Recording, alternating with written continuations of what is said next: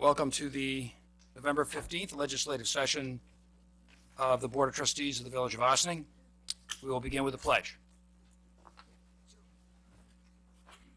I pledge allegiance to the flag of the United States of America, and to the republic for which it stands, one nation, under God, indivisible, with liberty and justice for all. Trustee Levin. Here. Trustee Bazemore. Present. Trustee Quezada. Present. Deputy Mayor Codman. Present. We'll begin tonight this evening with public hearings in the matter of the text amendment to the Village of Ossining Zoning Code, Chapter 270. Just before we do that, I'd like to read a statement from Mayor Garrity. I'm very sorry to be absent tonight. I am reluctantly staying home sick. I will be following along on television. Anytime residents come to a public meeting is a good thing for our democracy. Whether you're here to discuss economic prosperity, zoning and development, or humane treatment of cats, we are glad you are here. We have a full agenda to ensure that everyone has an opportunity to be heard. We've established parameters for public comments. There are 4 different occasions when members of the public will be invited to comment. First will be the public hearing for a proposed text amendment to the zoning code, followed by a public hearing on the proposed 2018 budget. We do not set a timer for comments during the public hearings. That said, please be respectful of others who wish to have time to comment. The meeting chair, myself, John Codman, may ask you to wrap your comments up if they run long. Following mayor and trustee announcements and administrative reports, the members of the public are invited to make an organizational announcement. This is an opportunity to tell the public about upcoming events.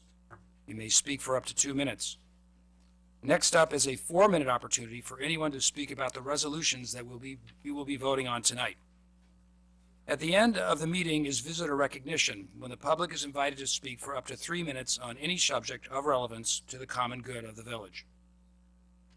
No doubt some folks here tonight are interested in commenting on feral cats and the trap neuter release program. During new business, members of the board and staff will comment on the program and next steps for evaluating how to best proceed. Following a public comment, village officials may choose to offer a response, correction, or clarification, but mostly we will be listening. Anne Marie? The first public hearing is the text amendment to the Village of Ossining Zoning Code, Chapter 270. Is there anyone here who wishes to address the board?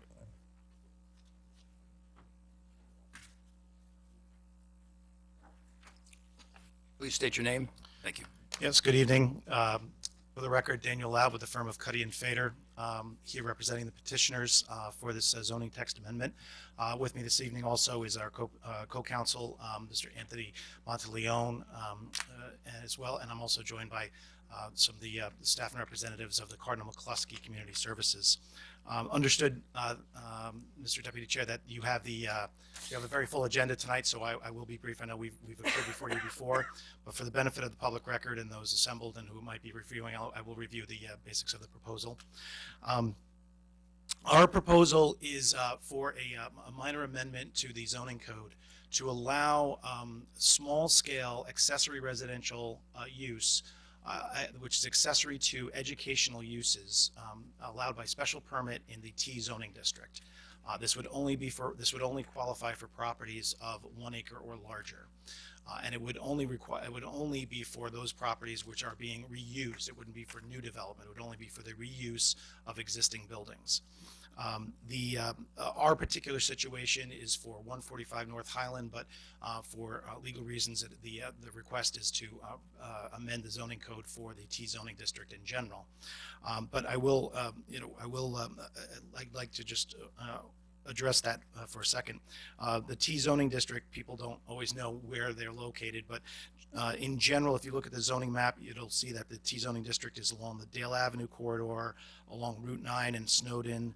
Then there's an area just north of the high school around the St. Anne Church area, a small area just to the south of the high school around Maurice and Lincoln Avenues, and an area around Spring Street corridor around the park, the early childhood center.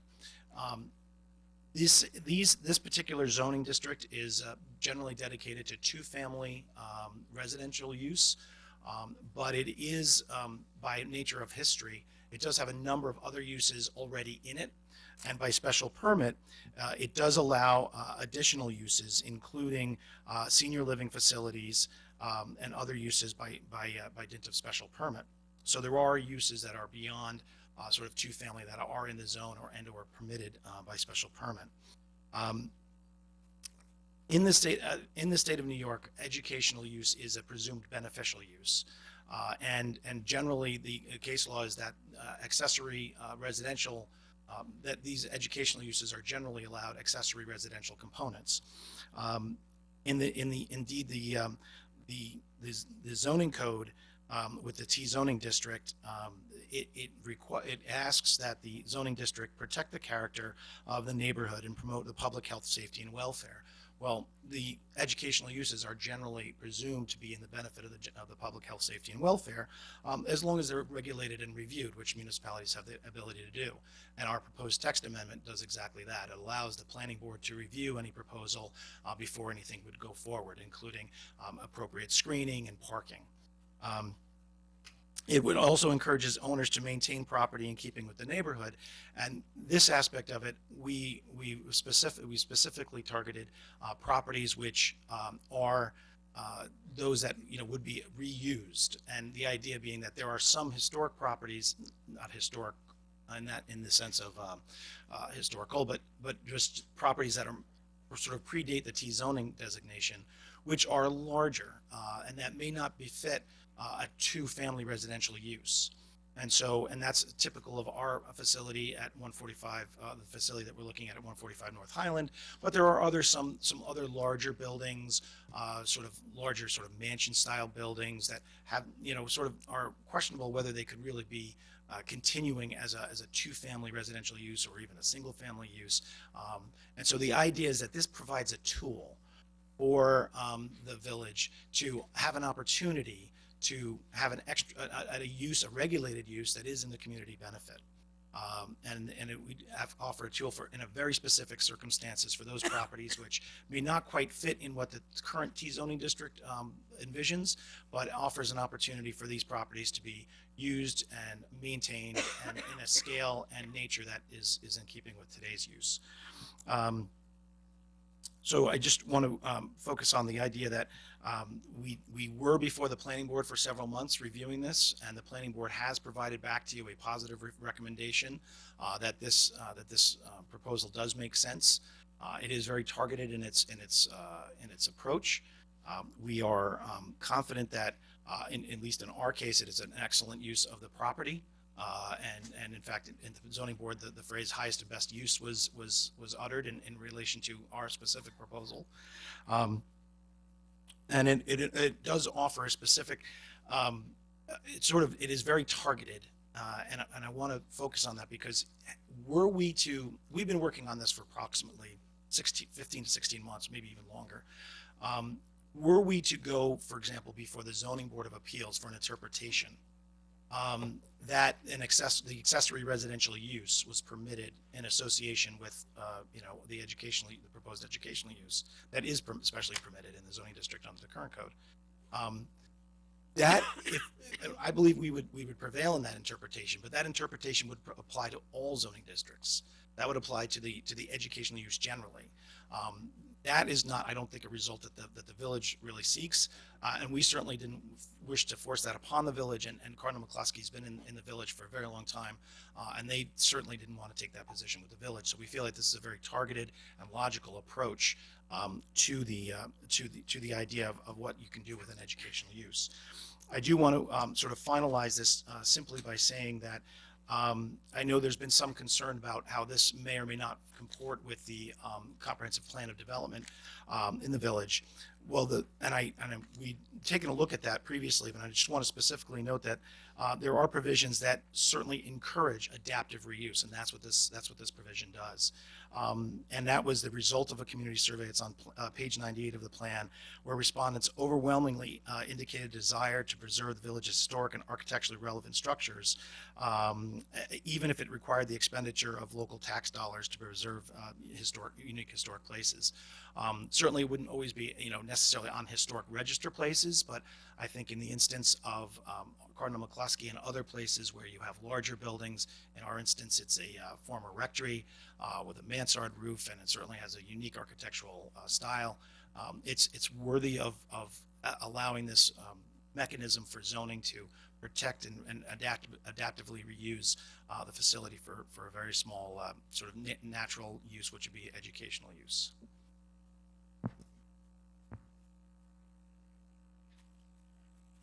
Okay, That I'll conclude.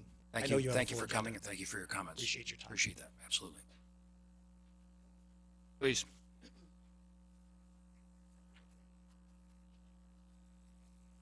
I'm Anthony Monteleone. I'm the attorney for the property owner. I'll be extremely brief. I think the most significant part of this text change is that it is not a carte blanche. It gives the village planning board and the village board the opportunity to review every application that it would apply to. So you have the opportunity to review each application on its merits. Thank you. Thank you.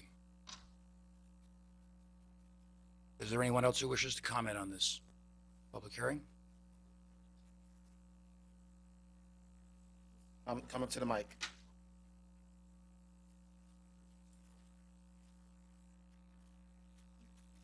Hello. I'm an Ossining resident. I've been an Ossining resident for 30 years. I lived at Applegate Way for many years, 28 years. Now I live at Deerfield condominiums, 53 Deerfield Lane. My name is Michelle Lawton. I'm the mother of an individual with autism, and he is served by Cardinal McCluskey Community Services. I am in that career now. I am a New York State housing navigator and an independent broker for self-direction. I help people find supports in housing, adults with disabilities find supports in housing. So I'm very involved. I've been involved for the past 30 years. My son's 27. And I was on the board of Cardinal McCluskey for 4 years and have been intimately involved in fundraising and volunteering for them and many, many things. So I just want to speak on their behalf that it's an excellent organization. They have excellent services. They are they're right on point. They're task oriented. They're mission oriented. They do what they say they're going to do. They are quick to respond. They listen to parents. They listen to communities, and they work toward the best for the individuals and the best for the community. And what they're looking to do is day services there. So it's day have and supported employment. And they already have a property next door, which is excellently run. I didn't even know it was there for 28 years until I toured it about 4 years ago when we were looking to serve my son. And I just want to say that they have excellent services and they would be an asset to the community, in my opinion. Thank you. Thank you for your comments. Please.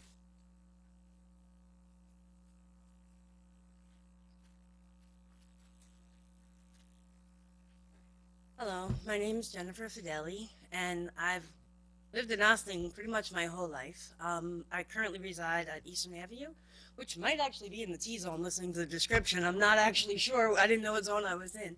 But I also work for Cardinal McCluskey at the 155 North Highland address. I've worked there for almost 15 years, and I see this as an opportunity to bring more jobs into Ossining, and we work with abused and neglected children. And I think we do a pretty good job. And I'd like the opportunity to continue that. Thank you. Thank you.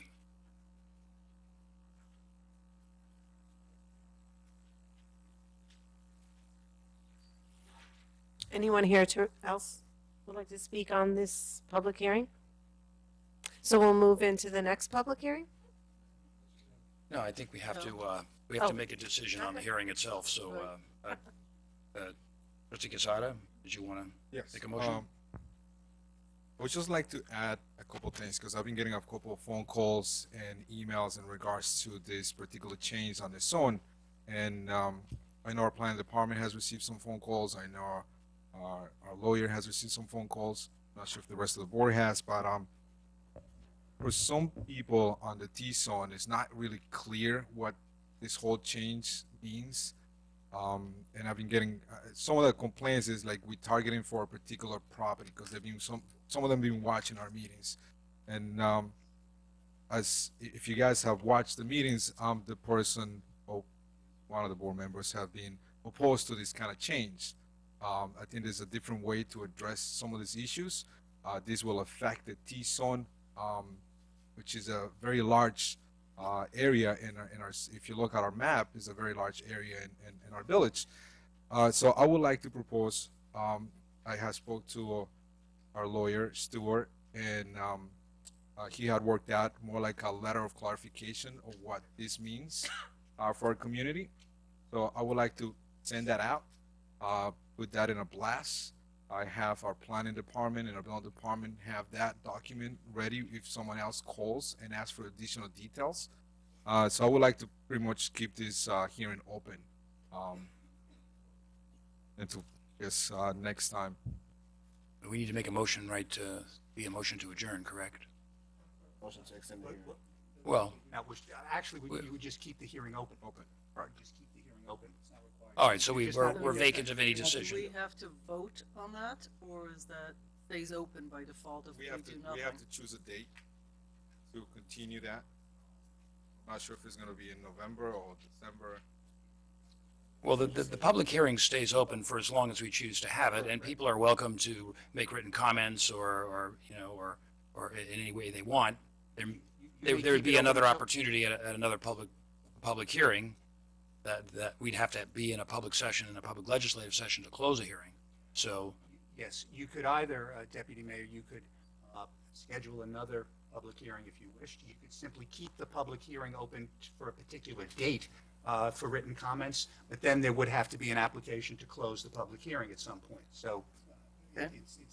there's a number of things that the board can do in that regard. But at this point, it would just remain open. It doesn't require a motion to keep open. It Okay, would be that was a motion question. to close it. All right. And so we could do that.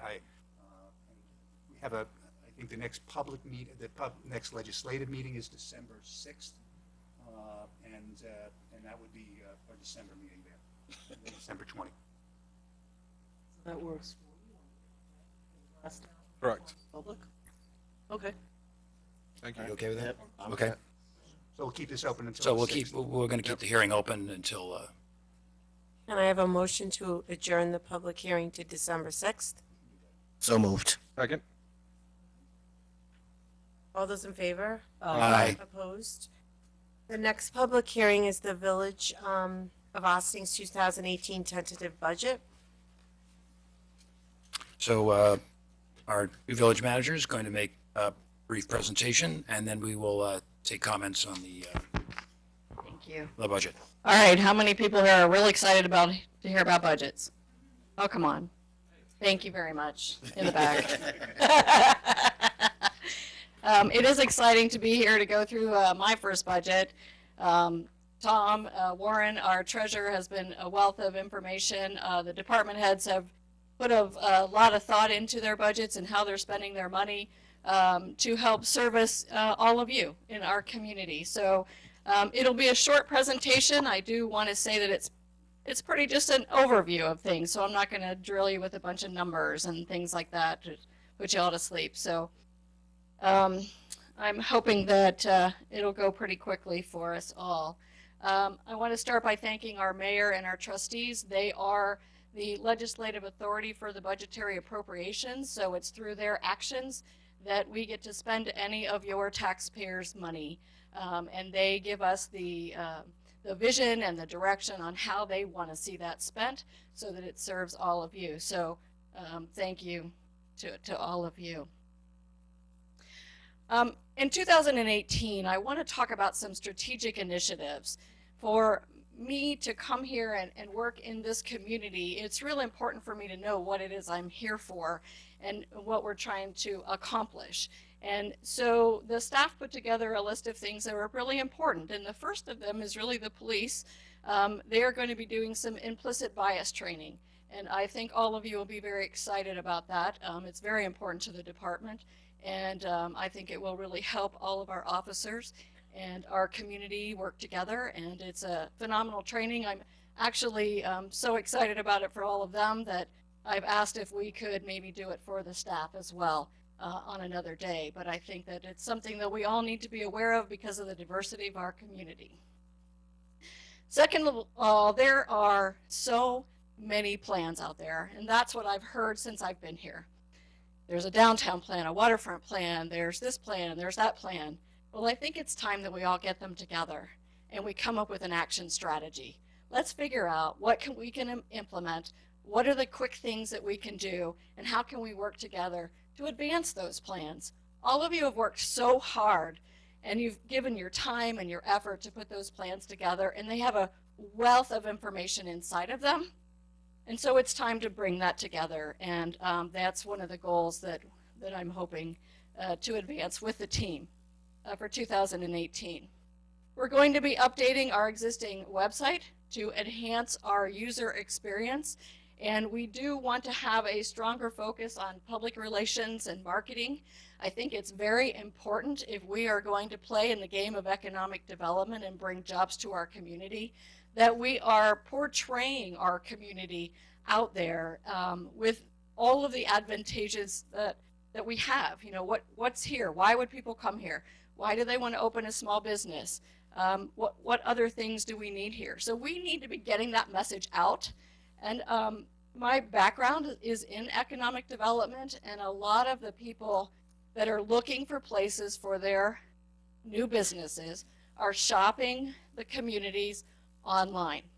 And so we've got to start having an online presence, and we have got to start putting forth our best effort to attract them to our community. And I know that the only way that we can do that is through a campaign that says, hey, pick me, pick me. You know, it's our turn to bring that. We want to update our land use master plan and our zoning codes. So what I am hearing is that there are some discrepancies between what the zoning says and what the plan says, and it's time to pull that together so that when anyone comes in and wants to start a business, wants to build a new house, wants to come into our community, and they want to do renovations, you know, we know what it is that they need to do. We can put a template together and say this is the quick version of it, again, focusing on customer service, but making sure that those documents read the same and are telling the same story for us, so that when someone comes in, we don't have to worry about which way are we going and how is it going to be different. Which leads me to the next one, creating the streamlined planning and building processes to improve customer satisfaction.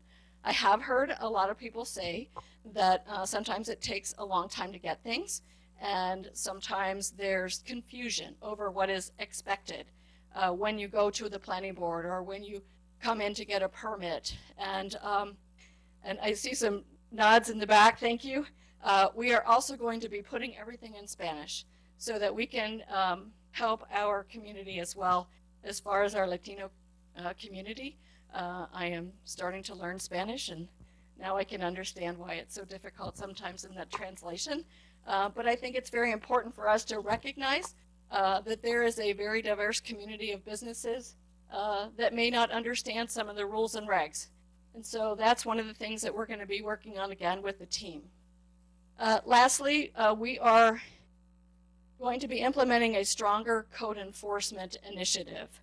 If we're going to be successful in the game of economic development, we need to clean up some of our corridors. We want to get rid of what I call the ew factor, so that we want people to be able to feel comfortable on the streets and be able to get where they need to go without feeling like there's something amiss in the area. So we know that we have some opportunities and we can do a better job. So in our budget, we are asking for another code enforcement officer, and the whole premise there is to help them get some of the fire inspections done. One of our trustees, Quantel, is very into asking us to look at quality standards, and I think that's really important.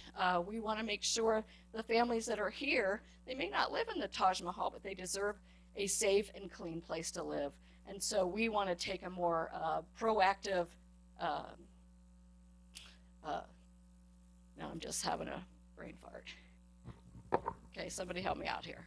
Proactive approach, thank you, to that.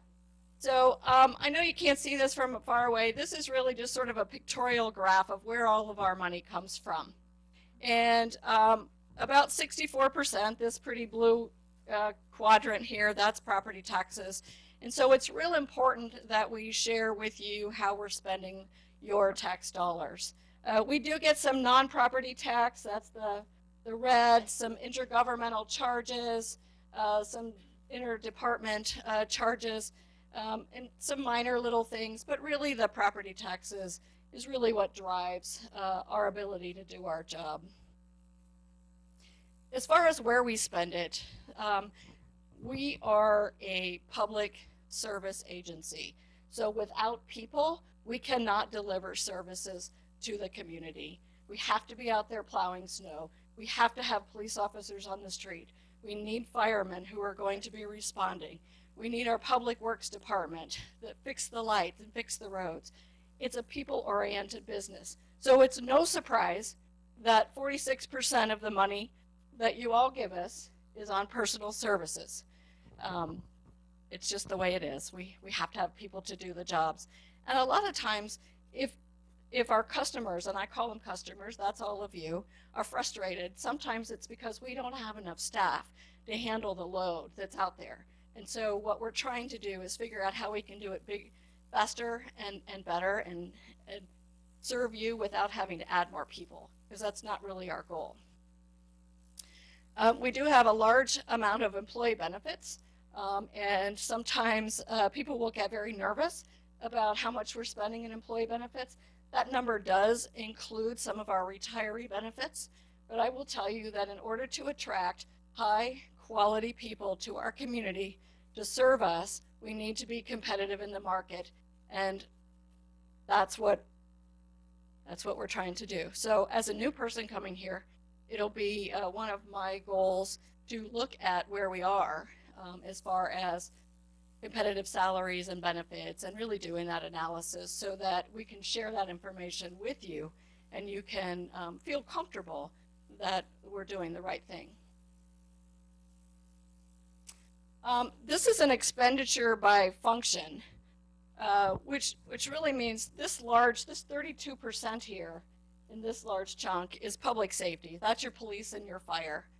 Most of what we spend is for the things that touch you the most. Police, fire, transportation, your roadways, fixing your roads, creating parks and maintaining the parks. Those are the things that you use on an everyday basis.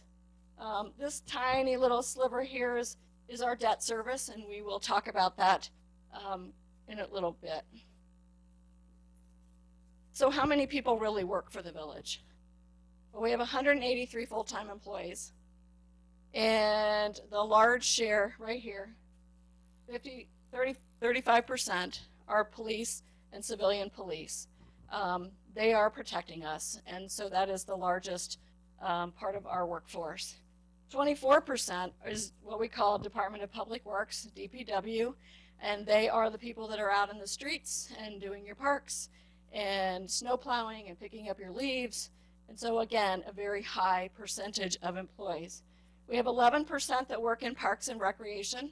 We do have a large number of parks, and our community center is just a phenomenal asset for us to have.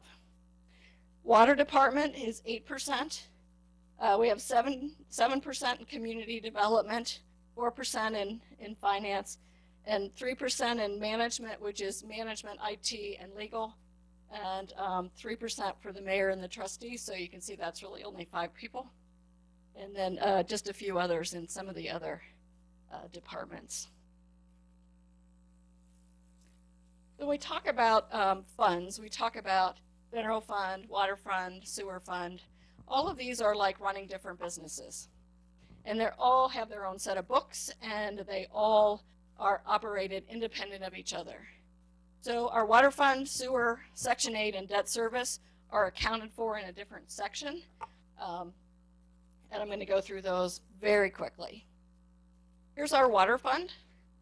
Our estimated revenues for 2018 are $10.8 million, almost $10.9 million.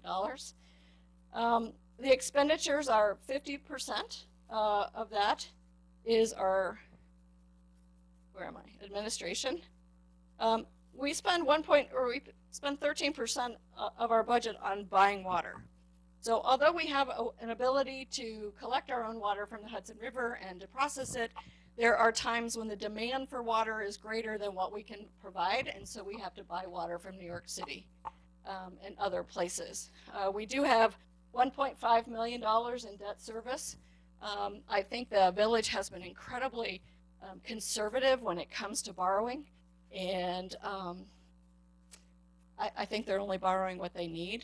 I know for the water fund, they are, and we are all looking for an upgraded facility, and that is something that is going to be planned out in 18 and discussed for construction in 19.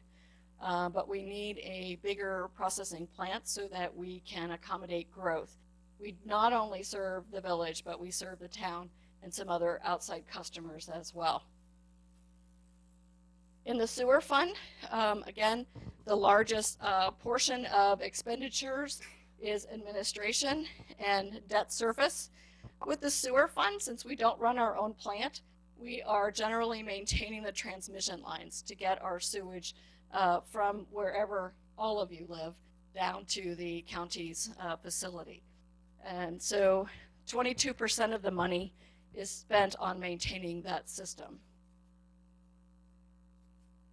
For Section 8 housing, we have quite a few vouchers. I didn't do a pretty pie chart. I ran out of time on that. But our payments to landlords are a little over $3 million out of a $3.4 million budget.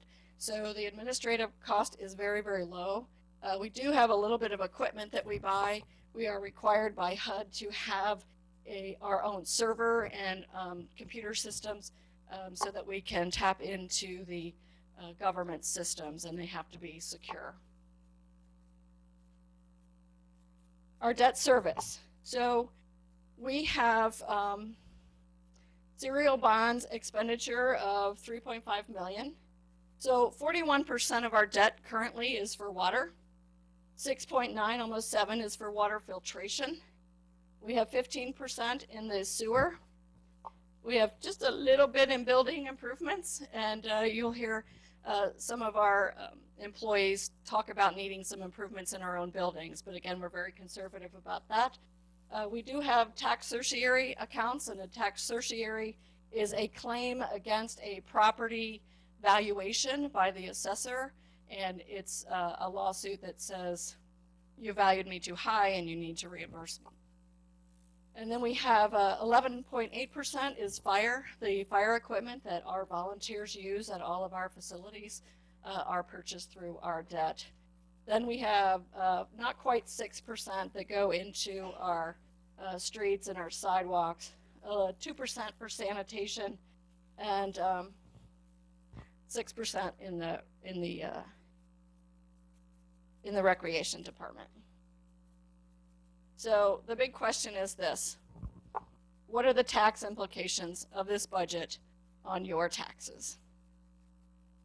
So in 2017, the appropriations were a little over 35 million. This year, they're 35.6. So we are adding $431,000 to the budget appropriations.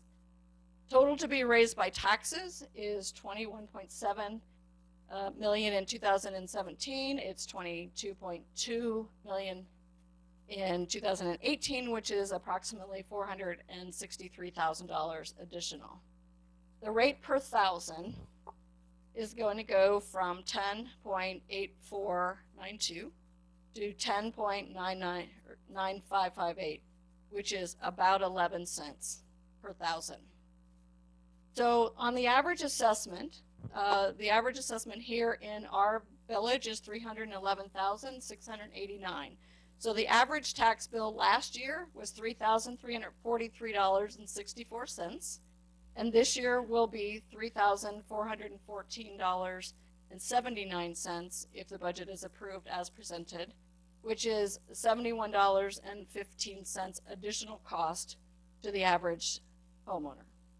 So when we look at your investment, and I'd say that when you pay taxes, you're actually investing in the community, because that money is then put towards police and fire and roads and parks. we're talking about going from $9.16 per day to $9.36 per day, which is about 19.5 cents a day. So where do we spend it? So when you look at $9.36 per day, 43% or $4 of that goes to the police department. 21% or $2 goes into the Department of Public Works, which is your streets and your roads and trees. 2% or 20 cents go to the fire department. 11%, which is $1, goes to Parks and Recreation. There is 56 cents or 6% that go to pay off the debt. And we have 5% that is invested in planning and code enforcement, which is 50 cents a day. And for general operations, it is $1.10, which is 12%. That is where your money is being spent in the government if you believe that it's equally distributed amongst each department. So in closing, the Board of Trustees has been meeting with the department heads to talk about what their needs are, what they see as the future in their department. We are having 2 more meetings on the budget. We are having one this Friday from 6 to 9 p.m. at the Village Hall. We're having one then the following Monday from 6 to 9 p.m. on the 20th. The final budget is expected to be presented to the trustees for their final consideration on Wednesday, December 6th. And that will be right here in this building at 7:30. So that is my presentation. I am complete. Thank you, Debbie. Nicely done.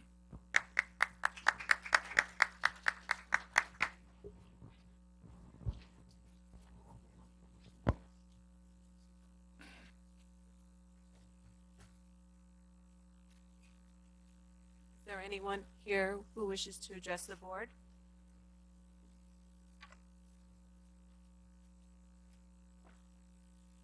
So we're asking for comments on the budget. Please.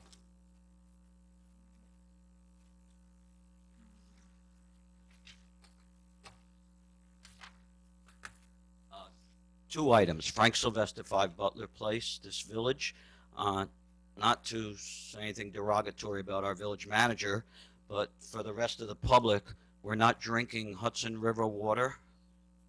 We get the water from runoff into the Indian Brook, and we purchase New York City water. I'm a former treatment plant operator at the plant for 30 years. Second thing, I would just like to say that for 20 cents a day, as a former fire chief, volunteer fire chief in the village, we're getting a pretty good bang for our buck.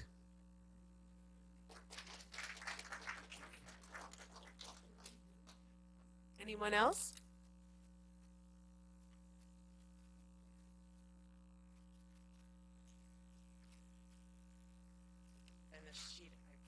I didn't send the sheet. Leilani Dooley, I live on Watson Avenue. I just had a quick question. Something that caught my attention was when you talked about cleaning up the corridors. Could you expand on what that means, actually? Oh, it's just some of the properties that haven't been maintained. Oh, so are they going to be torn down, or? Well, it depends on what is the best course of action. Most cost effective? Oh, sorry. Yeah. Yeah, so, you know, that could be just having, is it on? Okay, he's good. That could be just having it cleaned up. That could have it be painted.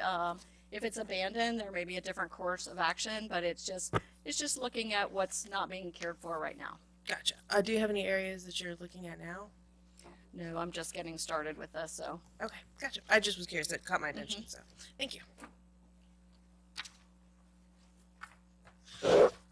Anyone else?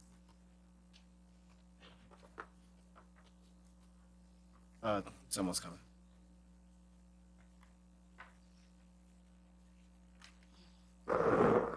John Zeltzman, 17 Westview Avenue in Ossining. So you talk about trying to pull together the various plans that have been done over the years and decades. And I'm curious in terms of what thoughts you have for allocations and what kinds of activities might actually be coming out of those plans that are actually have a budget line item at this point in time. I think some of the key issues clearly are the parking studies and work on parking, work on transportation, work on Route 9, and activation of the downtown spaces. So I'd like to hear if you have more detail on that. So there is there is money allocated right now for an additional planner, which would help us pull that together. I don't know what all those plans say right now, so I'm a little bit at a disadvantage to figure out what that plan would be. As far, a lot of that's just labor for all of us to get together and talk about it. We didn't put any specific money in for any specific initiatives, except for the parking study and also an economic development study, so that we could put together an economic plan that is favorable to what we're trying to do with the planning and the zoning. So we did put money in for that, and we did put it in for the parking study. Is there money in for doing a zoning review? There is. Okay. Yes, there is. All right, and so some of the considerations I think that the Downtown Revitalization Committee came up with had some, I think, some specific requests or recommendations. You know, to what degree are some of those being incorporated?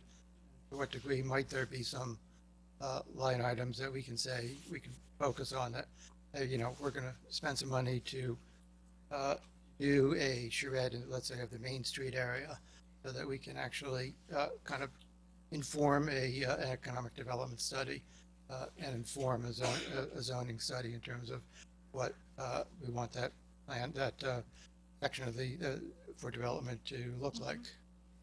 So there's nothing specific because I don't know what those specifics are. Right. And this was my first budget, just coming in, only been here for 2 months. So we really looked at what can we do to just keep things moving and put some strategic initiatives together, like I had on the one slide, so that we're going to pay attention to that in the coming year. I would suspect that we'll be looking at what the deliverables will be for the following year once that is done and complete. But again, I'm not in a position to want to redo another study. I just want to get everything that we have together and figure out what's the best strategy. Would my final question, would it be imprudent to allocate certain kind of undefined set of monies for, you know, to be determined projects that are focused on economic and downtown development? I can certainly bring that up to the board when we meet on Friday. Great. Thank you very much. Yeah, you're welcome.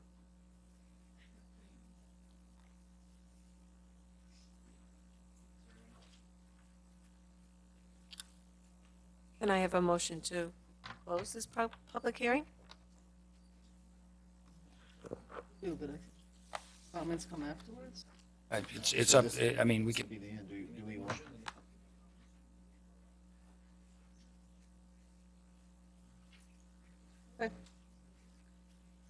so, Anne Marie, are you making a motion to? Motion to close this public hearing? I'll move. Second. All those in favor?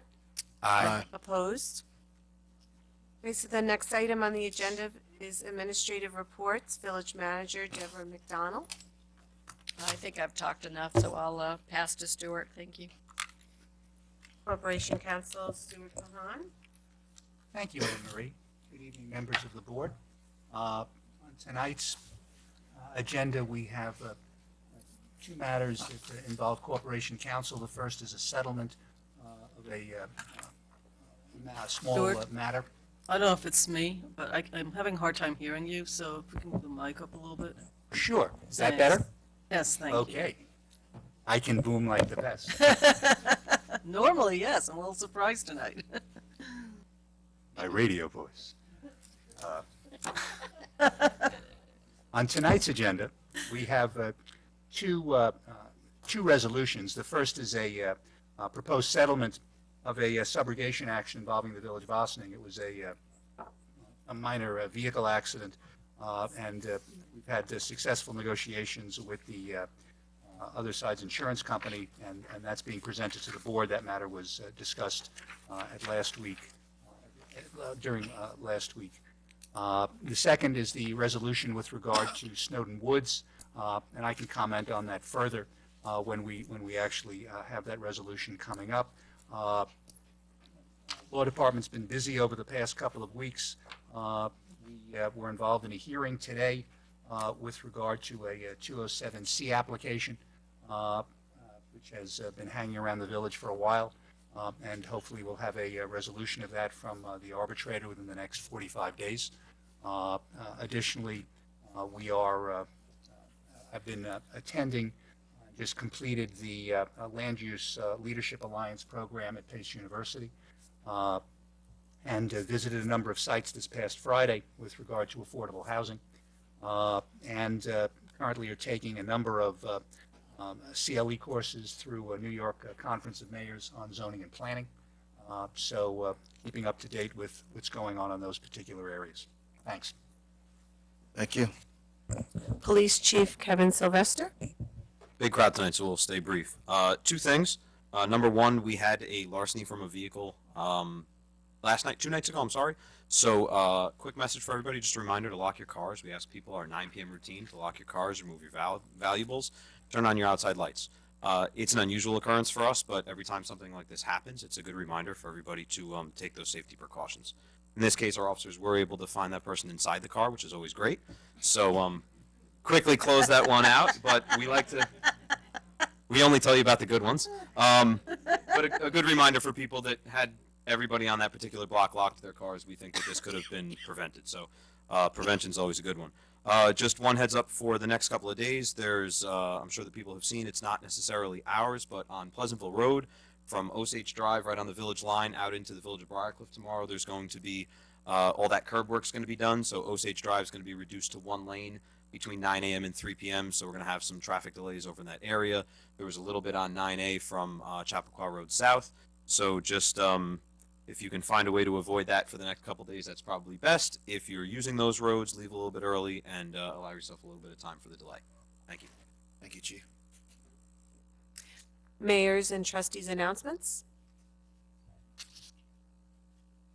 Good. I don't have any. No? We're all set. Thank you. So then we'll move into organizational announcements. Is there anyone here who wishes to address the board with an organization announcement? Village board resolutions, visitors, anybody here to address the board on any of the resolutions this evening?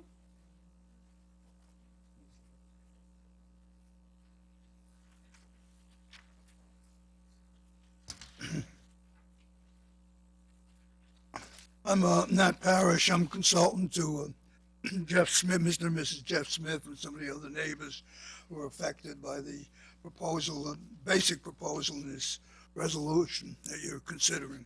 I did send the memo to your board, but I have some hard copies which you can distribute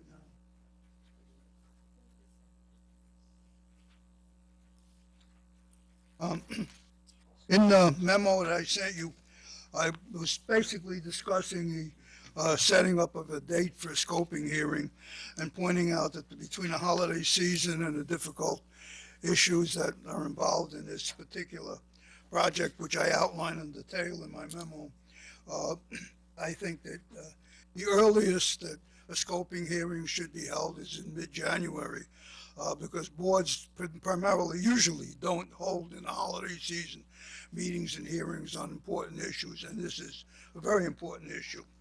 And I'm going to explain why in particular is an important issue, but I just want to note that although I'm consultant to Jeff Smith, so everybody said, well, you know, what you're going to say is prejudiced. I come to this hearing as whoever I'm representing, whether I'm consulting with a builder or a property group, I always assume that whatever I say is going to be checked. And my ego is such that I don't like to be proven wrong and having said something that was ridiculous. So I ask you to listen to me, please, and just think of me as a neutral party trying to explain to you that this particular resolution that you have before you is both misleading and faulty. And here's why. First of all, this petition basically that the applicant has prepared, so nobody here has to feel responsible for it. And what they've done is prepared a resolution that sounds like what's going to be looked at is just their particular project. And the resolution sort of starts out and keeps talking about how many units and how many this and parking spaces and whatnot. But that's really not what it's about. What the petition says, and you don't have to take my word for it, read their petition. Their petition basically asks you to create a new floating zone district. This district, PDO they call it, would be applicable in any CDD or PW district. So it's applicable in any of them, and it's applicable if any developer or property owner has an assemblage of 10 acres or more. Actually, it doesn't have to be 10 acres or more in that particular zoning district, CDD or PW zoning district, because the petition says, well, only 90% of it has to be there. So firstly, that is the basic thing here, is that we're really dealing with creating a zone, which if you sanction it, after all these processes you're going to go through, it's applicable not just to this particular parcel, but everywhere that the zoning map has CDD or PW. Now, I'm going to pass around for you to look at that there are 5 major areas of the village, or basically within your waterfront district area, that are zoned for in a CDD or PW zone.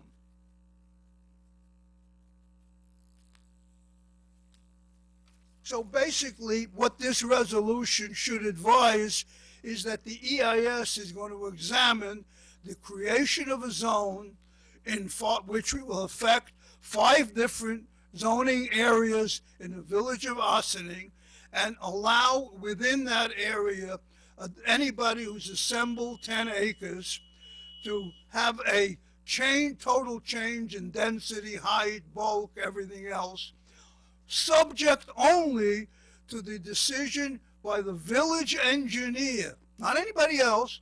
The village engineer would make a decision based on criteria that are not shown in the petition at all, make some kind of decision that, hey, this is okay because the developer is proposing to put in a infrastructure that... I'm gonna ask you to wrap it up. We have a Yeah, I know, but I hope this is important. I'm speaking on behalf of a number of people. I understand where you're coming from. I think it's important and helpful to you. Believe me, I just want to tell you something. If you don't listen to me, and you don't have to, and don't hear me out totally, and you pass this resolution, you go down the thing, and then you find for 5 years you're in the courts because you've taken a path that's stupid, don't remember that I had said to you, you cut me off. Now, can you please let me finish? I'll finish How much quickly. longer will you be speaking, sir? I'm going to finish quickly. So here's the basic thing. You need to restructure this resolution so it tells the public exactly what is proposed, not anything else. The plan itself is a secondary thing. It's a concept plan. It has no meaning, period. Because after you think about it, after you prepare the zone, if you change the zone during the course of all these studies, then the concept plan doesn't mean anything. So all it is an illustration of what the developer has in their mind. If you first pass this new zone after all the studies, and if the village engineer then decides, oh, it's okay because the amount that's been offered is right. By the way, there's no such zone that I know of in this area. If anybody can find one, it would be helpful to look at. I think it's unique. I doubt very much if it's legal. Thank you.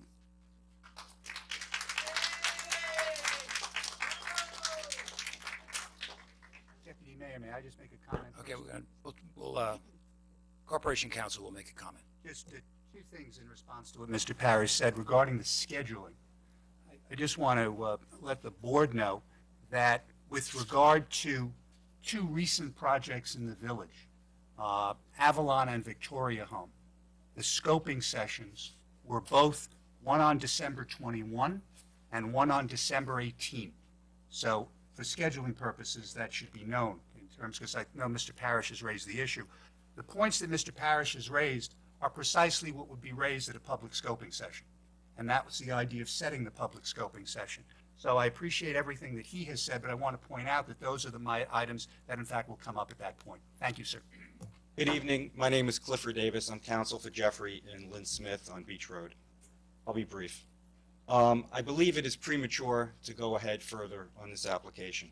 I've submitted numerous letters to this board and to the planning board demonstrating that after a review of village records that there are two parcels involved. One is 0.61 acres and the other is 10.44 acres.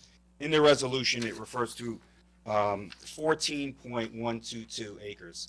So I don't understand how the developers council has not addressed that, nor has the town, your board or the village board has addressed that. And I don't think the matter should go forward until that's straightened out. Secondly, on July 31st of this year, I submitted a FOIL to the village clerk asking for pertinent issues, such as what were the documents in creating the CDD district, what were the documents that were relied on in the comprehensive plan, in the LWRP, all previous documents that were addressed on this property. There's nothing. And I further asked for communications between the developer and the applicant, the developer, the municipality, and the fire district. And there was just one document. I just cannot believe that that is accurate. And I believe that there should be a revisiting of my FOIL request of July 31st and that it properly be addressed. Now, at the village board meeting of July 19, 2017, this board referred this very proposed text amendment to the planning board pursuant to Ossining Code 270-59 to make discrete findings. And there are 4 discrete findings that this board, pursuant to that statute, asked the planning board to do. A, whether such a change is consistent with the aims and principles embodied in the law as to the particular districts covered. B, which areas, land uses, buildings, and establishments in the village will be directly affected by such change and in what way they will be affected. C, the indirect implications of such change in its effect or on other regulations. And D, and most critically, whether such proposed amendment is consistent with the aims of the comprehensive plan of the village and the LWRP, what I just read, word for word from the statute, and what was in the resolution that was sent to the planning board. Well, I have not seen any response from the planning board, and it is critical that the planning board, and if you recall the attorney from Cuddy and Fader, he referred to a report from the planning board, talking about his text amendment. Well, there's no report and recommendation from the planning board here. So I do not see how this matter goes ahead.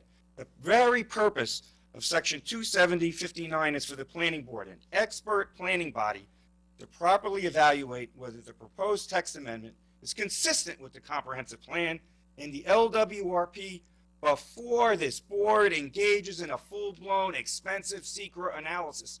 You're going to be going down a hole, and it's going to go on and on and on without the planning board ever doing that initial stage. That is the very reason why 270-59 is there. It is the stopgap to prevent this board from going further until the planning board analyzes the issue. It's respectfully submitted that for this board to vote regarding a secret positive declaration and set forth a schedule for scoping is plain wrong. It's not consistent with the village's code, and it is a corruption of the procedure regarding text amendments. Pursuant to the Ossining Code, the planning board must first report and recommend to this board as to the consistency of the proposed text amendment of the comprehensive plan and the LWRP. Once that takes place, the board can proceed only if it agrees that the proposed text amendment is consistent with the comprehensive plan and the LWRP. I have given letters to this board and to the planning board demonstrating the inconsistency with the comprehensive plan and the LWRP. Accordingly, for this board to act at this time without the planning board first analyzing the consistency will result in illegal action. Thank you.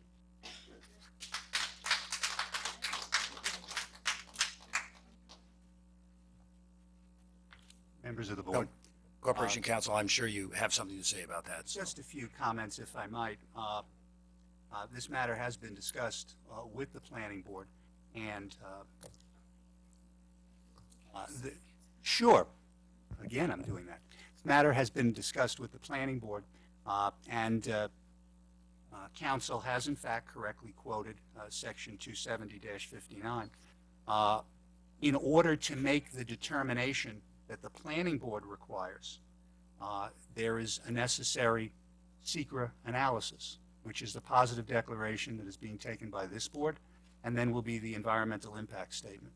The planning board is not going to be issuing its recommendations until it gets its full environmental analysis of what the project is, and that includes what the issue, with the relationship to the comprehensive plan. I should point out that one of the requests specifically that has been made to the project sponsor is to go into detail with regard to how the proposed project will impact the comprehensive plan, specifically as relates to the CDD and S125 districts. That is a critical component. It is certainly recognized that that's one of the factors that deal with the zoning text amendment, and that's the point of getting the environmental impact statement. Thank you. Is there anybody else who'd like to comment?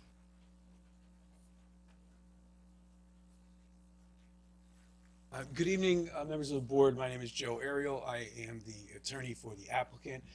I just want to say that Mr. Davis and Mr. Parrish are, as your counsel has pointed out, about 6 months and 4 meetings ahead. All of the concerns that they have raised will be elicited by the process that you are initiating tonight, and I suspect that they know that quite well. Their inflammatory statements are untrue. There is no legal bar whatsoever to you proceeding, and I would suggest to you, as your counsel has, that you proceeding in this matter is what gives the public, including Mr. Parrish, Mr. Davis, and their clients, the opportunity to illuminate this process further. So I thank you for putting it on this very busy agenda, and we look forward to going back to the drawing board, answering all your questions, which are raised by this essentially table of contents that gets created as the part of the scoping process in December, and there is nothing unusual or unwarranted about doing so in the month of December. Thank you.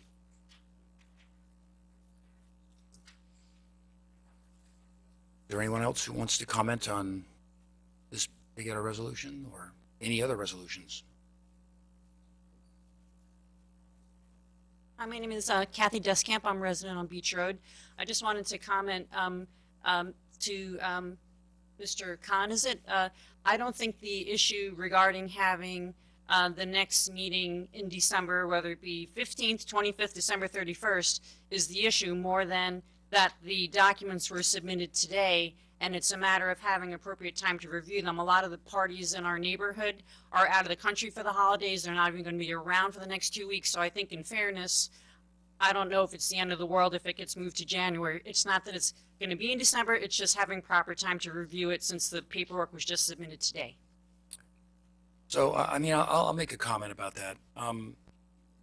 One of the things that goes on when you go through these secret processes is there's very specific calendaring. Certain events have to take place during certain time periods. And if we don't do that, then we fall away from the process. And that creates, could potentially create some legal problems for us. In fact, you know, we could put ourselves in the position of not actually following the process that the state has outlined. Now, if we have a public hearing, and you've seen it tonight, you know, we can keep public hearings open. Okay, I can tell you right now, we're going to do the first scoping session in December. But when we have that meeting, there's no reason for us to close that meeting. If for any reason any of the board members or any of us are not satisfied with the information that we've received, we can leave that meeting open as long as we want, until we're satisfied that we have all the information we need to create a scoping document that addresses all the issues. Now, the inflammatory statements of some of the lawyers for Beach Road, I understand your passion, but I think you're taking it a little far here. This is a very highly regulated process that I have been through numerous times as a trustee and also as a citizen. So I am very confident in the process, and I ask everyone here to understand that I believe in this process, and we have the discretion to create extensions and wait longer to get all the information we need to make an informed decision.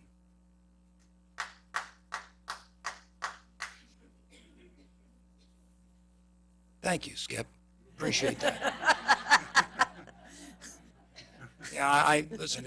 It's going to be an interesting evening. So anyway, is there anybody else who'd like to comment on any of our resolutions for this evening?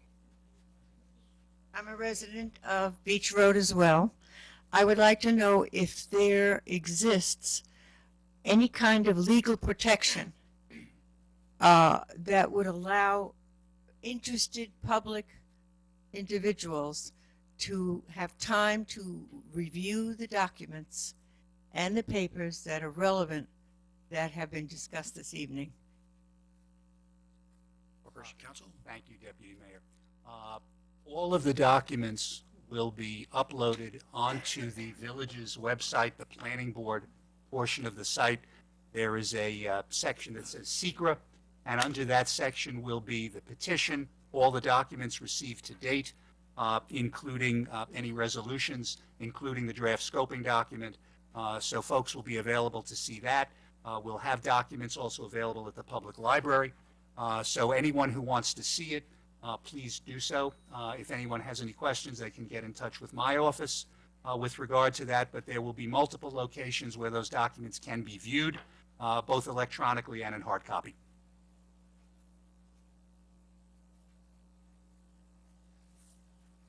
Are there any other comments on any of the items this evening?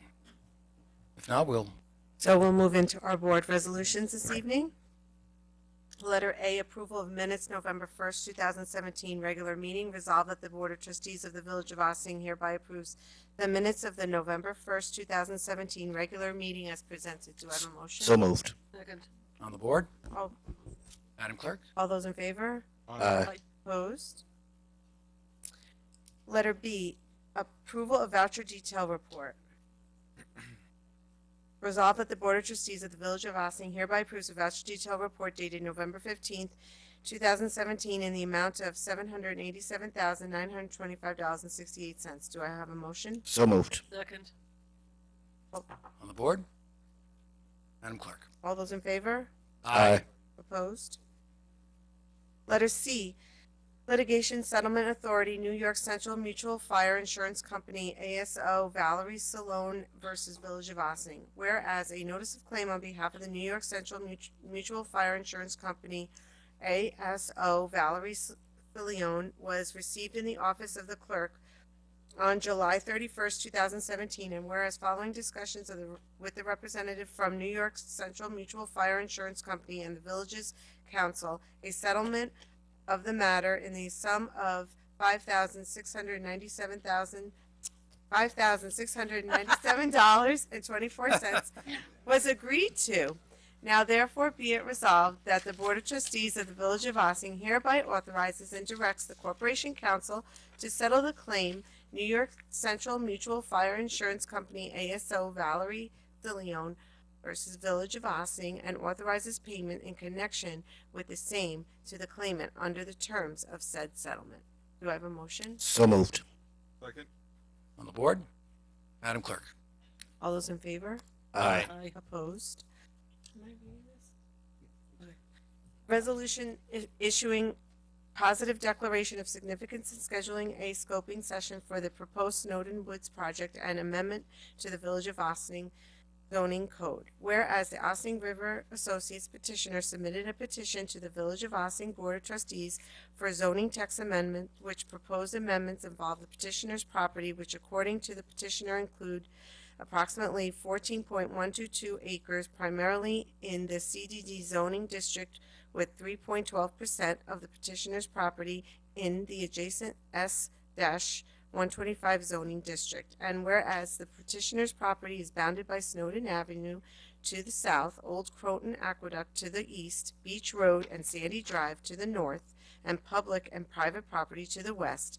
And whereas according to the petition, the petitioner proposes to develop the property by constructing 198 residential units with amenities for its residents, 4 four-story buildings, 2 with 66 units each, and 2 with 33 units each, and as well as construct a new firehouse more or less on the site of the existing firehouse on Snowden Avenue. And whereas the petitioner recognizes the need for a coordination environmental review and the preparation of an environmental impact statement, EIS, under the New York State Environmental Quality Review Act, SECRA, and whereas the petitioner provided a survey concept plan, proposed text amendments, environmental assessment form parts 1 and 2, fiscal analysis and traffic study, and whereas by resolution dated July 19, 2017, the Board of Trustees determined that it is appropriate agency to serve as lead agency for a coordinated environmental review of the proposed action, including the proposed zoning text amendment. And whereas by resolution dated October 25, 2017, the Board of Trustees declared itself as lead agency for the environmental review of the Snowden Woods project submitted by the petitioner, including the proposed zoning text amendments, and whereas pursuant to 6 NYCRR 617.4, the non-exhaustive list of type 1 actions were reviewed and set forth in 6 NYCRR 617.4A1. This type 1 list is not exhaustive of those actions that an agency determines may have a significant impact on the environment and require the preparation of an EIS. However, the fact that an action or project has been listed as a type 1 action carries with it the presumption that it is likely to have a significant adverse impact on the environment and require an EIS. And whereas pursuant to Article 8 of the Environmental Conservation Law and the implementing regulations, including 6 NYCRR 617.7, the village and as lead agency must determine the significance of all type 1 or unlisted actions, and that to require an EIS for a proposed action, the lead agency must determine that the action may include the potential for at least one significant adverse environmental impact. And whereas according to Part 2 of an environmental assessment form, the proposed project may result in moderate to large significant impacts to land, aesthetic, resources, stormwater, energy, noise, or odor, and light. And whereas according to Part 2 of the environmental assessment form, the proposed project additionally may have an impact upon historic, archaeological resource, recreational resource, fire districts, and critical environmental areas. And whereas on November 9, 2017, the village received the petitioner's draft DEIS scoping outline. Now therefore be it resolved that the Village Board of Trustees declares the proposed project with zoning text amendment is a type 1 action pursuant to 6 NYCRR 617.4b, as the project and proposed text amendments will have a significant adverse impact on environment and require the preparation of environmental impact statement. And be it further resolved that the Village Board of Trustees has compared the proposed action with the criteria for determining significance detailed in 6 NYCRR 617.7b, and that based upon the petitioner's submissions, the village's comprehensive plan, the village's zoning code chapter 270, and the petitioner's acknowledgement of the significant impact of the proposed project, the Village Board of Trustees issues the positive declaration of significance, which will be filed with the New York State Department of Environmental Conservation as required. The Chief Executive Officer of the village, all involved agencies and persons or parties who have requested a copy, and be it further resolved that the positive declaration for this type 1 action will be published in the Environmental Notice Bulletin. And be it further resolved that the public scoping session is scheduled for Wednesday, December 13th at 7 p.m. at the Municipal Building, 16 Croton Avenue, first floor boardroom. And be it further resolved that the Village Board of Trustees will provide a copy of the draft scoping document to all involved agencies and make it available to any individual or interested agency that has expressed an interest in writing to the lead agency.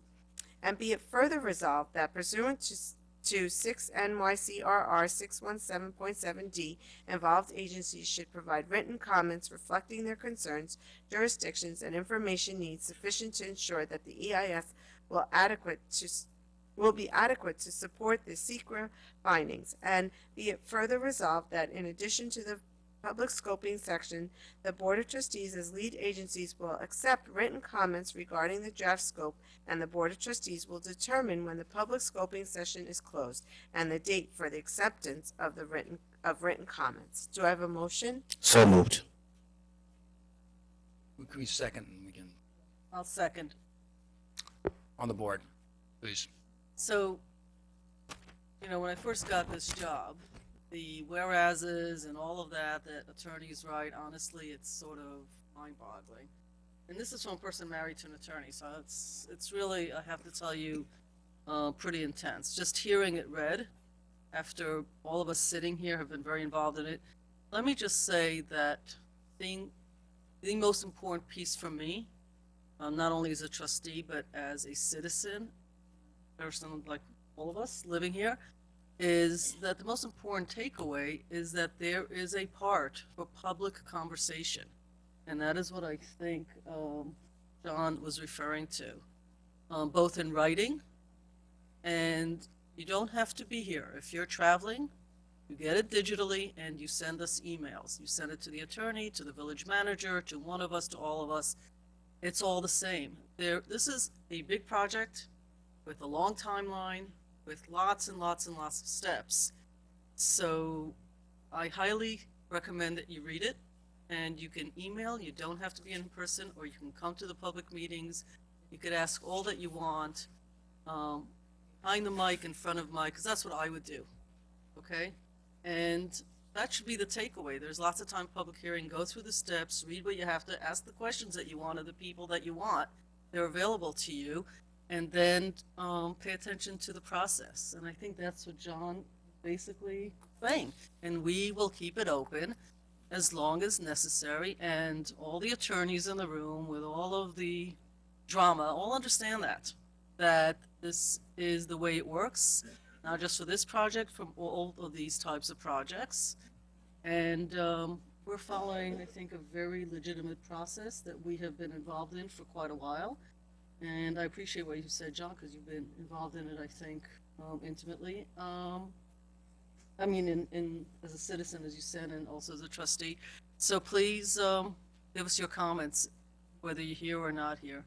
Then thank you, Stuart, also for, even though that was a long read, doing the best you can to bring it all into a frame. Any other comments from the board? Madam Clerk? All those in favor? Aye. Opposed? We'll move into continuing business of the board. I don't believe so. New business of the board.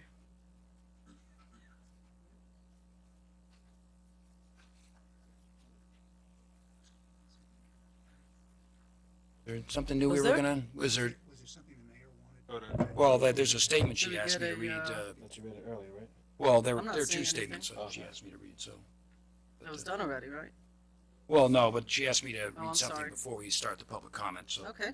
But, so I guess there's no new business, but before we, Okay, so then we'll move into visitor recognition. yeah, so. Right. So I'll read a brief statement that the mayor had asked me to read. All members of village government share the same goal of wanting to make decisions in the best interest of the public good.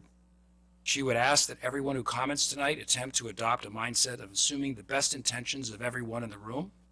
All of us in village government are learning more each day about feral cats, trap neuter release programs, and the like. Tonight we want to hear from community members. Your comments will help inform our decision going forward. A brief note about the structure of village government. Elected officials set policy, staff implements those policies. When the board feels that a policy needs to be reviewed, we solicit input from staff, outside experts, and the community.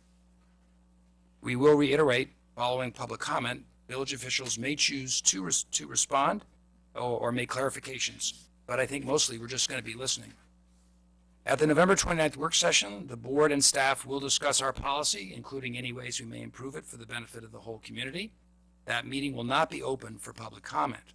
But if you have more to say that can't be articulated tonight, we encourage you to send further comments to us by email to bot@villageofossining.org. Madam Clerk. It's now time for visitor recognition, so is there anyone here who wishes to address the board? Hi, I'm not here from the Feral Cat Society. My name is Catherine Crossing. I'm here as an Ossining mom with children in the district. I have 5 women behind me. We're part of a group called Ossining Against Massage Parlors. I will be the last individual speaking, and I would like to invite Jessica Vecchiarelli to speak first. So, are you? Well, each of you get Hold 3 on. minutes, so. Okay, so thank you. Thanks. We're gonna restart the clock here, so. Okay. Get everybody 3 minutes. Okay. Thank you. Thank you. Thank you. Hello, thank you. My name is Jessica Vecchiarelli, and I reside in Briarcliff Manor. My children attend the Ossining schools. I'm here tonight to address the village board and make you aware of 3 erotic massage parlors that are located in the village and express community concern that online reviews have been posted on the internet about these 3 massage parlors that describe illegal activity taking place inside. I am here with the support of nearly 300 members of the community to demand that the village investigate and put further together a plan of action with the goal of eradicating these businesses if they are indeed engaging in behavior that is a public nuisance. I want the village to prevent similar businesses from being opened in Ossining in the future. Oasis Spa is located on Main Street. It operates every day from 10 a.m. to 11 p.m. and is listed on rubmaps.com, accompanied by 28 explicit pay-for-sexual service reviews. Explicit reviews date back to 2011. This business lies in very close proximity to our high school. A massage parlor called Beijing Spa is located on South Highland Avenue in Ossining. This is in very close proximity to Park School, where our youngest students attend pre-K and kindergarten, my daughter included. This particular massage parlor has 50 reviews on rubmaps.com. These reviews are also describe how patrons were able to engage in sexual activity for money. Recently, a 3rd erotic massage parlor opened up on Croton Avenue. This establishment has been open for only a matter of days. There is already 1 review online documenting sexual services being offered and completed for money that is associated with this business. This business is within walking distance of Roosevelt School. Children who attend Roosevelt School walk past this business to and from school every single day. It is also directly across the street from a well-known music school open to children in the community. These spas advertise inviting patrons to come into the spa to find their happy ending. As you are aware, this phrase is commonly interpreted to mean sexual release in exchange for money. I demand that the village board listen to the community's concerns and work to address this issue. I'd like to turn the comments now over to Melissa Russo.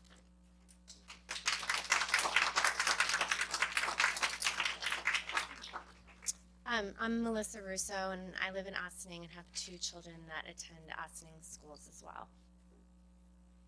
According to a recently published newspaper article, massage parlors promising happy endings in New York are at the center of international human trafficking schemes involving underage girls and illegal immigrants, some of whom were brought here with the promise of better life, only to be forced into sexual servitude.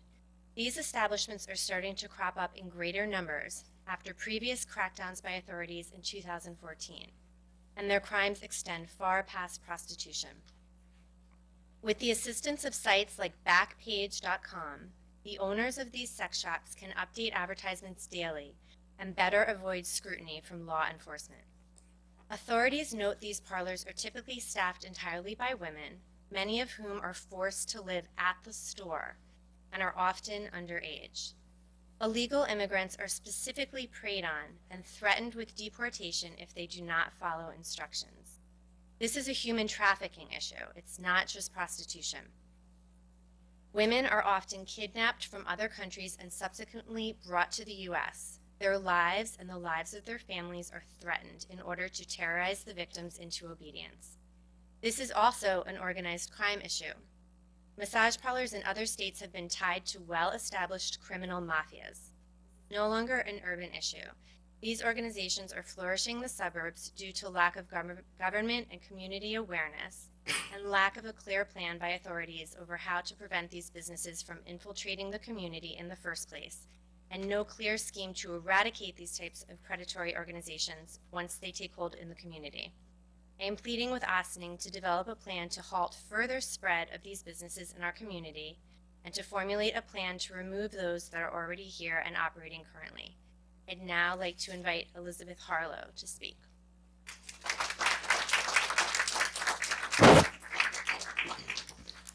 We are not the only town in Westchester County with these concerns, and I'd like to direct the board's attention to the neighboring town of Greenburgh. To combat this exact problem that's affecting Ossining, the town of Greenburgh created a task force involving the New York State Attorney General's Office, U.S. Immigration and Customs Enforcement, Homeland Security Investigations, Westchester County District Attorney's Office, New York State Department of Taxation and Finance, and the Elmsford Police Department and Greenburgh Police Department. With the assistance of this task force, 19 female workers and 5 massage parlors were closed in the town of Greenburgh that included Scarsdale and Hartsdale. They were in violation of New York State education law, as well as numerous building violations under the town code for felony of unauthorized practice of a professional charge. This was a result of almost a year-long investigation that culminated in 2013. Supervisor Paul Feiner issued a brief press statement about the arrest, stating that the massage parlors were targeted in response to numerous complaints from the respective communities, alleging this illicit activity at various hours of the day and evening. We are standing before you tonight, making our numerous complaints alleging these illicit activities. We hope you're listening, because these establishments are open for business in Ossining. They have a negative effect with respect to the quality of the life, in addition to the community and the property values. I personally met with a member of the Ossining Police Department about this issue, and I was left with the impression that they are aware of the issue and actively working on it, but it was very difficult to close the establishments down. I encourage the village to reach out to the Ossining Police Department to craft stricter laws that give the police the authority they need to close these establishments. They need to know that the village is on their side and that we will work with them. I'm demanding that you put together a task force to tackle this problem. Thank you.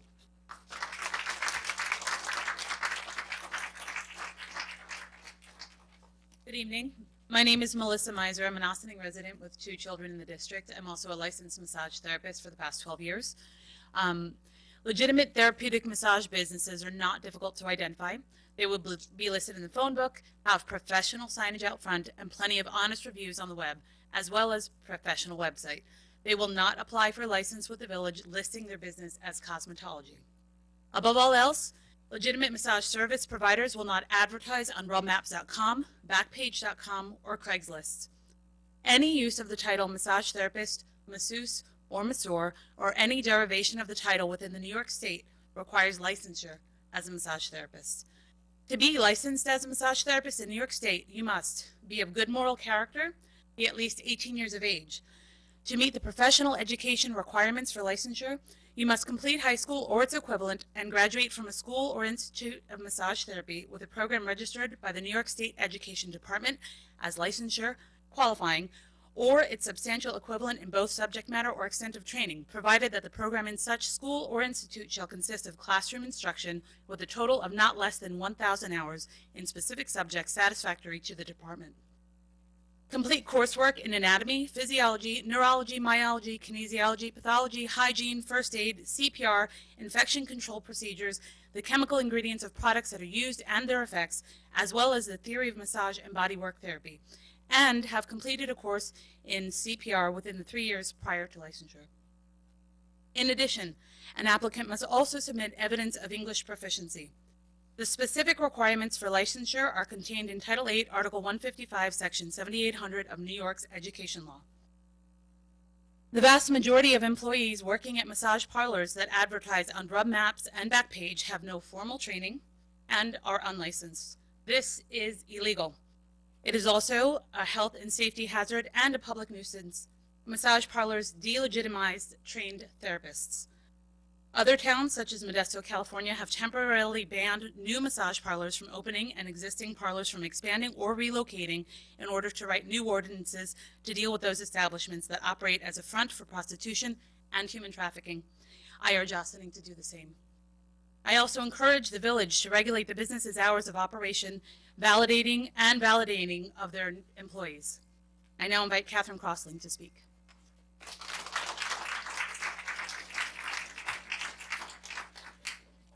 Good evening. My name is Catherine Crossling. I am a mom of now 3 young boys, and they all go to Ossining schools. I'm also an attorney, and I'm a former prosecutor in the Bronx County District Attorney's Office, and I focused on human trafficking for 2 years. As you've already heard this evening, massage parlors are frequently a front for prostitution and organized crime. They have become synonymous in law enforcement fields with human trafficking and sexual slavery. And unfortunately, they are also frequently a symptom of urban blight and community apathy. Ossining is a beautiful and vibrant community with a rich history made up of community members that are disinclined to apathy. I only knew one of the women who you just heard from a week ago. We now have a group of more than 300 after one social media post on Thursday. We are here calling attention to this issue. Businesses of the ilk that end up with reviews on RubMaps and Backpage are very difficult to shut down, but not impossible. This village needs to coordinate with local police, the building department, the Department of Health, and its community members. We are ready, willing, and able to organize a task force and come up with a plan to make sure that any business engaging in criminal activity or the appearance of criminal activity is shut down. As you've heard, all massage therapists are subject to rigorous licensing requirements. The businesses discussed tonight all advertise full-body massages on the internet, and members of this community have been personally offered massages inside the establishments by young women. We are imploring the village to make sure every single worker offering massages in the village is fully licensed in accordance with all state and local laws. We're also imploring the village to enforce village code on those businesses that are operating too late, using inappropriate signs, using lights that violate village code, and otherwise creating public nuisances. The village has the ability to suspend and revoke business permits to any business if they are creating a public nuisance. Patrons of some of these businesses have trespassed on private properties and refused to leave. I'm also calling out the village to reach out to any landlord of any building where any business operates in a way that can be construed as a public nuisance and encourage them to review their lease provisions. I'd also like the village to review and revise its own code to put safeguards in place that will provide extra scrutiny for any business that requests a permit to operate as a cosmetology business. I suggest that the village work with its own corporation council and consider filing a lawsuit against businesses for creating a public nuisance, because these businesses will surely be unable to comply with the rules of discovery. I request that Ossining follow the lead of other Westchester towns that have successfully combated the issues raised by this group at tonight's meeting and take a very firm stand against these kinds of businesses. Let us be very clear. We do not want erotic massage parlors doing business in Ossining. In the past week, our call to action on social media has circulated not through Ossining alone, but through towns up and down the Hudson Valley. Everyone is watching Ossining. We have one sentence. We have an opportunity to be a leader for positive community change, and I am confident that the village will work with all concerned to get Ossining its happy ending. Thank you.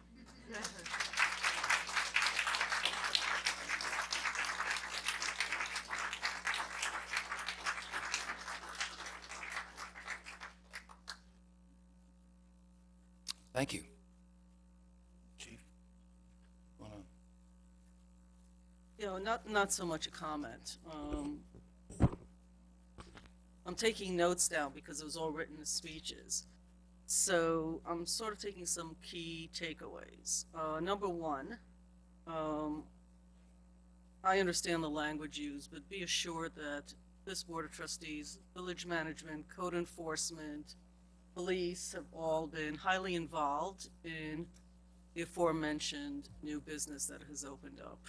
They might want to speak to it. For me, this is about clarification and not comments right now. So what I heard, and you can tell me that I was wrong, the key takeaways are Greenberg, I'm familiar with, I happen to work in Scarsdale, I'm familiar because it was in the news there a lot. Situation described is worldwide. Every place in the world, it's been around apparently longer than marriages. We all get it. What we want to do is make sure it doesn't sprout and grow in this community. And I don't think it matters whether it's near schools or not. I got to tell you, I hate it all, anywhere it exists. So I don't need all of that. It's not that complicated.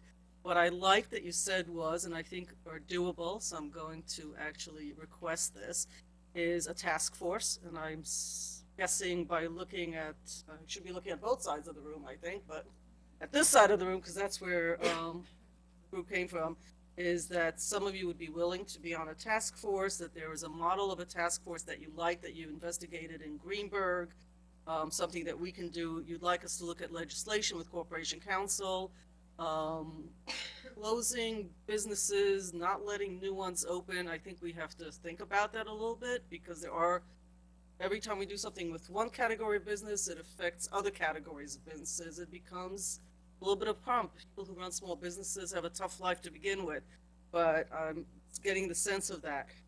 You didn't mention, but I think in Westchester, the DA actually has a task force on human trafficking, because my daughter did a whole project on this. So I'll call.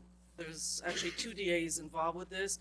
I'm going to ask Corporation Counsel to also look and bring them in for some advice. It was not mentioned here. I might have been, but I may have missed it. So if it was mentioned, I apologize. You want a plan, like an action plan, that involves the police, village manager, and the trustees somehow, so that there is a plan on stopping new businesses similar to this from opening up, and figuring out how to close ones that exist that are not legitimate massage parlors, and how to define that through legislation and with the police explaining it. Did I cover the key points, or did I miss something important? I don't want to have a conversation, and it's not a judgment. I want to make sure I got the key points that you had raised. Is that a thumbs up? Thumbs up. Thank you. And thanks for coming in today. That was it for me. Chief, any other comments from board members on this? Juma? So thank you for, I had an opportunity to speak with some of you that came in relation to this issue. And as much as I like to go to work and get paid my real job, I do get to come home and actually kind of fill me in what is going on in our village and our community. So it's very interesting to see how well organized all the groups that are actually here have become involved in decisions that this board makes and what the future of our community is, which is helpful for us and whoever sits in those chairs to help make our better community. I would like to ask our police chief can comment on some of the stuff that is being going on. Yeah, I think that I think first and foremost it's important for everybody to know that we hear you. We see many, if not all, of the social media comments.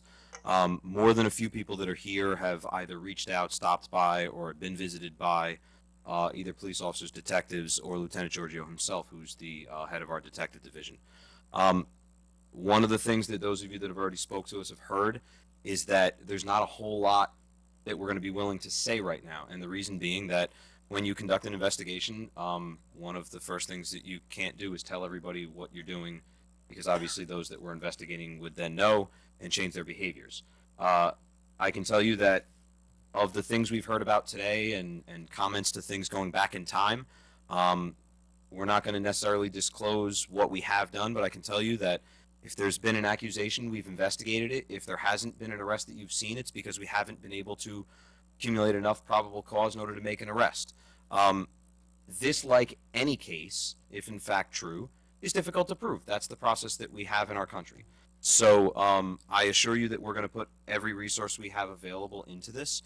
The Greenberg Task Force, they're known for all sorts of task forces, and Chief McNerney is a close associate of mine, so we talk frequently, and this is something we've already discussed.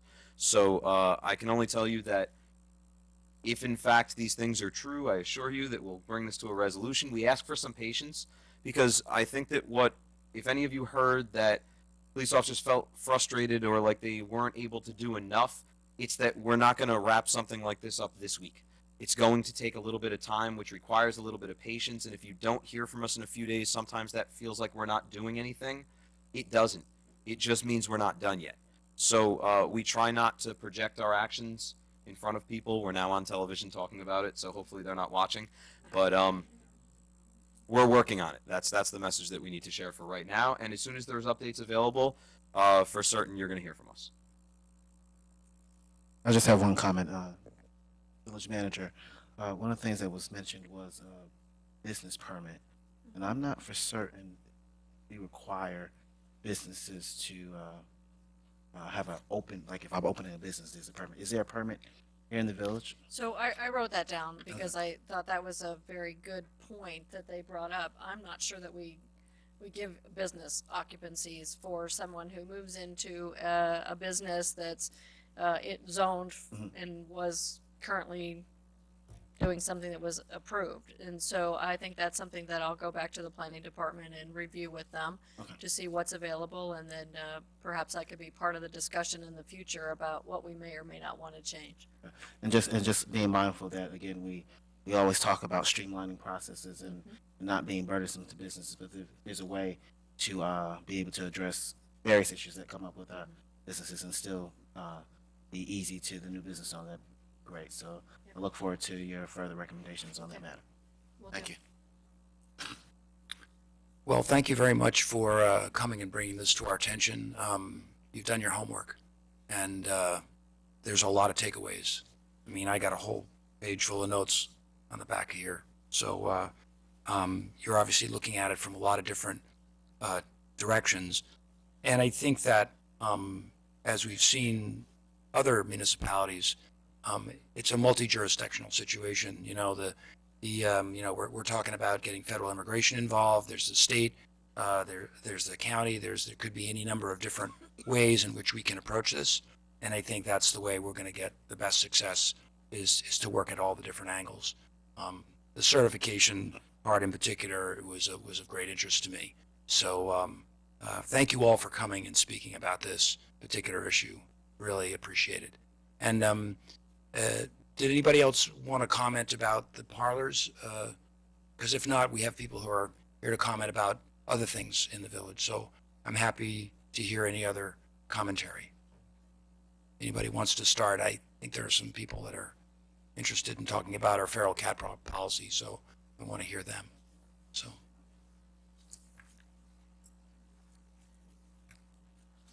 My name's Susan Kitzlinger and Haywood, Susan Kitzlinger Haywood, and I'm actually a resident of Peekskill, not Ossining, but I'm here because Paula Garber, who has taken the lead on this, could not be here tonight. It's basically about why the shelters were removed, the feral cat shelters. We don't. That's what we want to know, okay. Why they were removed.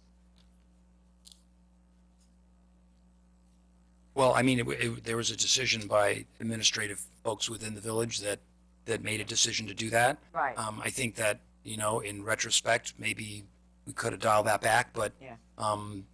This is an ongoing situation here in the village. This is not the first time this has happened. I know that the police chief has talked to me on numerous occasions about the situation and about the feral cat situation. There's also very differing opinions about, you know, how this should be handled, how it should be managed. Right. I think it was unfortunate timing because it came about, you know, when temperatures were dropping significantly. Yes. And that was unfortunate. But I think what we're trying to do is we're trying to get educated. Mm-hmm. Again, you know, all of us here on the board, we don't have a deep understanding of the whole program and how it works. We've gotten differing opinions from different folks. So if you have ideas and things you want to tell us about how you think this should take place or what public policy should be around this, we're really open to hearing that and understanding more. And that's really that's what I want to hear. I need to be educated. So I'm interested to hear what you have to say. Well, when the first three were taken away, I do TNR in Peekskill. And when the first three were taken away, I addressed Shannon Lukoff, the SPCA director, because I know she has contracts with Ossining, Peekskill, and to discuss this. And she said she was going to meet with Chief Sylvester. And I'm certified in managing TNR colonies. And I offered, and Paula Garber, who's done a lot of TNR in the community, offered to go and be there because Shannon really does not have a good understanding of what works with feral cats. We're also trained in dealing with the problems the community has. You have a lot of cats. There's going to be complaints. There's going to be behaviors, you know, that can be resolved. But Chief Sylvester said he did not want anyone but Shannon there. And so we were very upset about that. We reached out, well, Paula did, to manager, the town manager, and Shannon said that it's just a new administration and I have to be mindful of that. So we reached out there and we got no, she said she'd meet December 7th, I believe it was. And, you know, it was getting very cold. And so then Paula went to Facebook, and the following day, 10 more shelters were removed on the coldest night, 20 degrees. It was really, really so uncompassionate. We reached out to talk. Nobody wanted to deal with us. And we're the ones that are documented, went through training with the Humane Society of the United States. We know what the problems are. We have solutions, but nobody would meet. I'm sorry. Go ahead. So these are not, in a sense, a conversation mode, but I think to help, you had asked a question. Do you want to comment, since your name was mentioned a number of times, Chief? Yeah, I'd just like to correct some of the information that's being shared, because not everything that's in, believe it or not everything on the internet is true. Here's some of the things that are being said. So I heard you say that the meeting with the SPCA that people were excluded from. The meeting that was held had actually nothing to do with houses that were placed around the village. It was a financial contract, and it was a negotiation for a budget purpose. So in that time, in that context, we wouldn't normally allow other people or other groups to participate in a budgetary conversation where we have a contractual obligation to some other agency. So that's what happened there. This whole event didn't start last week. This started on June 13th when we started receiving complaints from businesses on Main Street. In August, we had even more complaints. And during this time, we had spoke with at least one volunteer, and we've spoken with this volunteer hours and hours and hours. We spoke with this person, particularly that there were too many cats behind businesses where they were trying to use these areas either for food service or for other reasons, that it was hindering business. We'd actually gone and met with at least one volunteer in her home to discuss these things. We talked about where houses could be placed and where they couldn't, particularly that they can't be placed on private property. That's trespass. It's the criminal law. And if people don't want feral cats to be raised on their private property, we have to respect that and we have to help them. Absolutely. The next step after that was that houses were being placed on public property, and that was in response to the houses being removed from the private property. So, for instance, there was an igloo that was placed in the middle of the sidewalk with food in it. So that raised our attention again when people said, there's a cat house in the middle of the sidewalk. So we spoke with the volunteer again and said, look, we've now found out that there's a few different houses. There's some behind the firehouse. There's some over here. You can't put them on public property. You have to find a private property, someone that wants to work with you. So this had gone on all the way through the end of October. At the end of September, the volunteer said, I've found private property where someone is going to allow me to place these houses. And that volunteer was concerned that we were going to somehow sabotage this. Now, I can assure you that no one from the police department engaged the private resident as to where these cats would be held. But somewhere along the line, there seems to be a difference of opinion because that resident doesn't seem to have wanted them there either. What happened this past week is that I received a complaint from a resident that there were 11 cat houses 30 feet from the back door of a residential property, all being kept on public property. 30 feet from somebody's door, 11 cat houses with bowls of food, animals, shovels, brooms. It was a farm. So in that case, I have to respect the wishes of the resident who's directly adjacent to a cat farm and say these can't be here. So I understand that the temperatures are going down, but this has gone since June 13th, and we've moved these houses each time. And one of the things that's happened is each time we've asked or helped or removed a house, at least the volunteer we've dealt with, and I've only dealt with one, has taken weeks sometimes to move things. So in this case, we had to move quickly because of the volume of houses and the volume of animals that were being stored directly adjacent to somebody's door. It's not fair to those residents to have that there. Now, we have not destroyed any private property. Any cat houses that have been left, we've held, and in fact are still sitting in my driveway waiting to be picked up.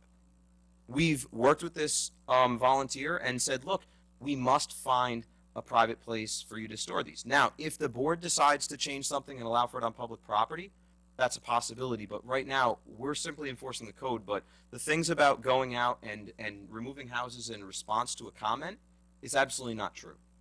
Well, I don't know, it just happened, but then again, nobody would get back to us, or to Paula rather, when she was reaching out, trying to find out. She wanted the shelters put back till we could all meet. And that was disregarded. It wasn't answered, her request. I can't give you an answer as to that. What I can tell you is that I can't, in good faith, go back and return 11 cat houses to someone's backyard that's called and said, it's causing a nuisance in my backyard. I understand it's on public property. That alone is against the code. She was given permission. I'm not aware of that, and I don't know anybody else in village government that's seen any permission that anybody's been given. Unfortunately, Paula's not here, but she had a lot of this information, documentation. Well, I guess sort of to move the process forward, I think this is a good update. I think there's a sense of history. Yeah, I would like to hear. More people. We're going to let more people. I'm the volunteer, okay? I'm the volunteer that has been, I'm the caretaker of that colony. It's not a farm that Chief Sylvester is talking about. It's first of all, it's a managed feral colony, which means it's clean, they're fed, and they're taken care of.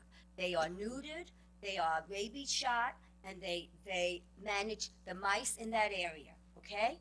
And if I have pictures, I will send them to you the way you looked before they came and just took it apart, okay?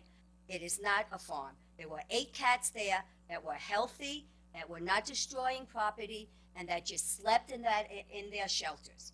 Number one, I did not randomly put shelters anywhere the way the chief made it sound. I had permission, which I will get from the previous administrator.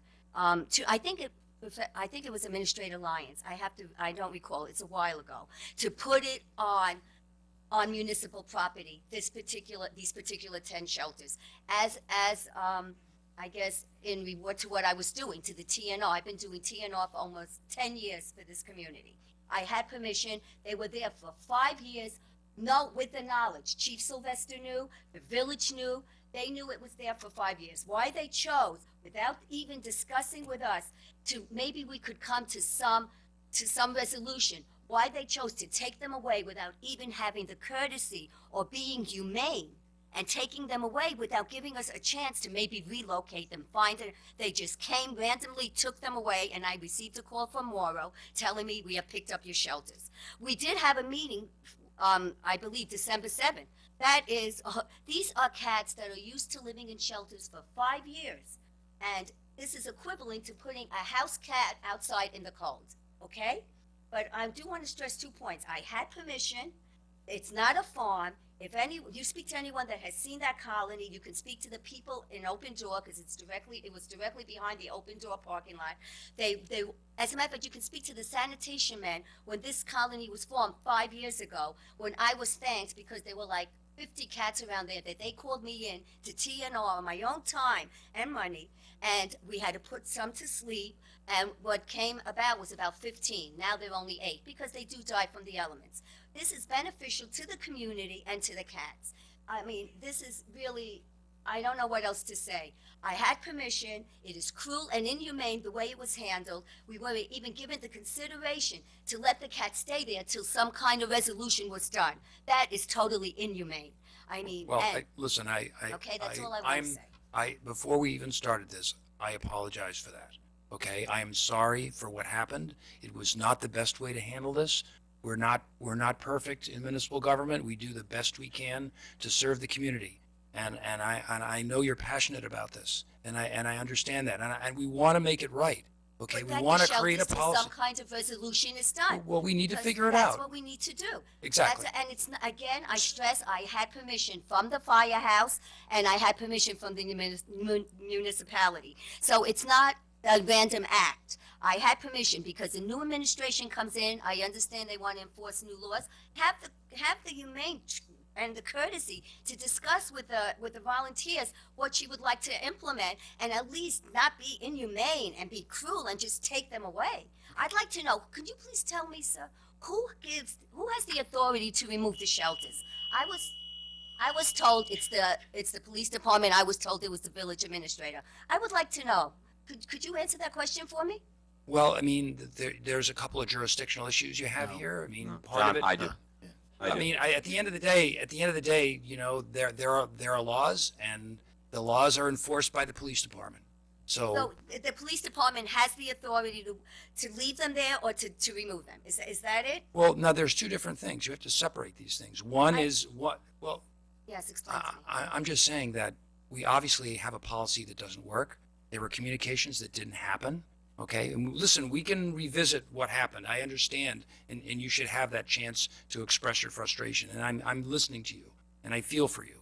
But now we need to talk about policy, how we can go forward and fix it. So what I'm really interested in is finding out from people where there are examples of this in other places. What are policies from you? It sounds like there are a number of people here who have experiences from other communities. And what I would like this to be, as much as I want you to have the right to express your frustration, and I hope you feel that you've gotten your moment to do that. May I say one more thing? No, you And know while what? this, Excuse me. Listen, with all due respect, there are a lot of people here. Time has been run. This is becoming more. May I just? You have had your point. You could write us emails, which you have. I want to hear from other people if they want to speak. I've already heard one person. I'm happy to hear somebody else, because what happens in these events is it becomes a back and forth. Let me also reiterate and be very clear that Trustee Codman's opinion is his opinion, that the board has not actually discussed this, so that be very clear as we go through this that board members speak for themselves as trustees. I want to hear more. If you want to have a question in this whole time, I also want to make it clear for the people watching this that Richard Lyons hasn't been an administrator here for many, many years, and that when I was told that when we were asked for some proof of anybody given permission, that we don't have something in writing. So if you can show us where and how and all that, which I think the chief has actually asked for, we will look at that. I don't really want to speak for you, and I don't. No, the only thing I just wanted to clarify is that, you know, there's been some assertion that we've been non-responsive or that we're uncaring. I think what Ms. Rodriguez is leaving out is the dozens of hours that we've spent with her working on this problem over the past 6 months, crying on the phone and listening to the calls. Problem. All you did was listen. There wasn't any action We've spoke to you about where you can have them. We've talked to you about where you can't. We've allowed you to leave things for up to a week until you've been able to find someplace else to put them. You were concerned about us going and sabotaging when you found private property. We assured you that we didn't. I don't know what happened with that one that didn't work out, but then your houses ended up. I have the photos as well because I didn't think people would believe it unless they saw it, of the circle of the Tupperwares that are being placed there, we're talking about, are about 2 feet in length. So 11 of those, end to end, is 10 and an igloo shaped for a medium-sized dog. It's significant. And I think that what people are not maybe realizing is that the residents that live in that immediate area, they have a right to privacy and to peace and things like that too. So when we're importing all of this equipment into their backyard, you know, look, one of the things that we've discussed, if this is something that you'd like on your property, that's okay. But you're putting it on someone else's backyard. If I may say so, one more thing I just want to say in response to what you said, that I understand that if we will go further, but I think the most humane treatment is to put back the shelters before any decision or anything is resolved. Because these cats are outside freezing. They're home cat. They're equivalent to home cats. And and then, fine, we'll meet and whatever resolution does come about, I'm sure we'll comply. But in the meantime, these cats are freezing, and that is totally inhumane and unacceptable. And they have been living there for 5 years like that, with permission, whether it is a previous administrator or not, I had permission. And that's what I want to straight. I had permission from the firehouse also. And also, they were not put out, a cat house was not put out in the street. Okay, I just want to say that. I want to clarify that.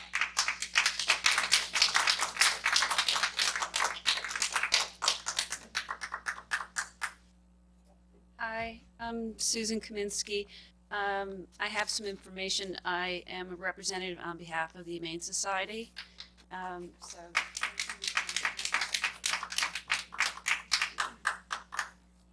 sorry, did you say you're a resident of Ossining? I didn't hear I you. I'm know. sorry. I used to be a resident of Briarcliff. I'm a volunteer with the SPCA, and also a volunteer district leader with the Humane Society. Great, thank you. By the way, great website.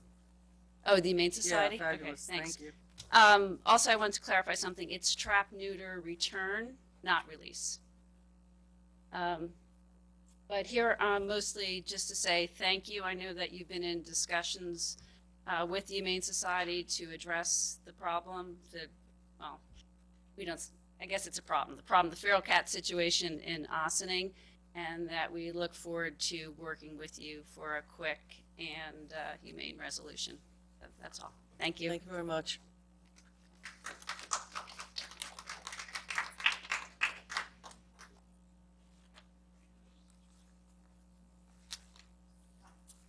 Hello, my name is Leslie Smith. I'm a taxpayer of Ossining. I live in Newcastle, but I pay my school taxes to Ossining. I am involved in trapping cats in the TNR program, and I just want you people to know that these cats did not ask to be thrown out on the street. A lot of them have been previously owned. When people move, they do not take their cats, they do not neuter their cats, they let them out. So these cats, you have a problem. A lot of townships, villageships in Westchester have this problem because people will not neuter, or they don't have the money or the means or the wherewithal or the interest in spaying their animals. And if there's a lot of rentals, people move, they don't take their cats. It's something that has to be dealt with in a humane manner. But what I don't seem to understand is how someone can call a man on his day off, on the coldest day of the year,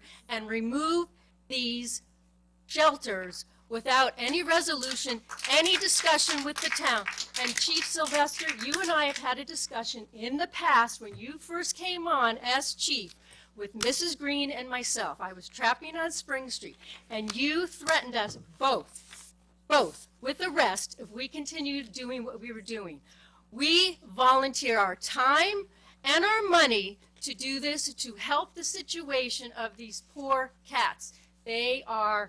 It's just not right the way it was handled. It makes the village look bad, and I think you should be ashamed for not talking with us before removing them on the coldest day of the year. It's just not the way it's done. And this is not, to me, it's not a humane and community-spirited way of handling a situation.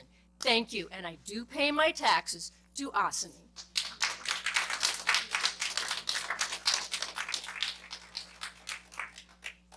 Mr. Codman, if I may.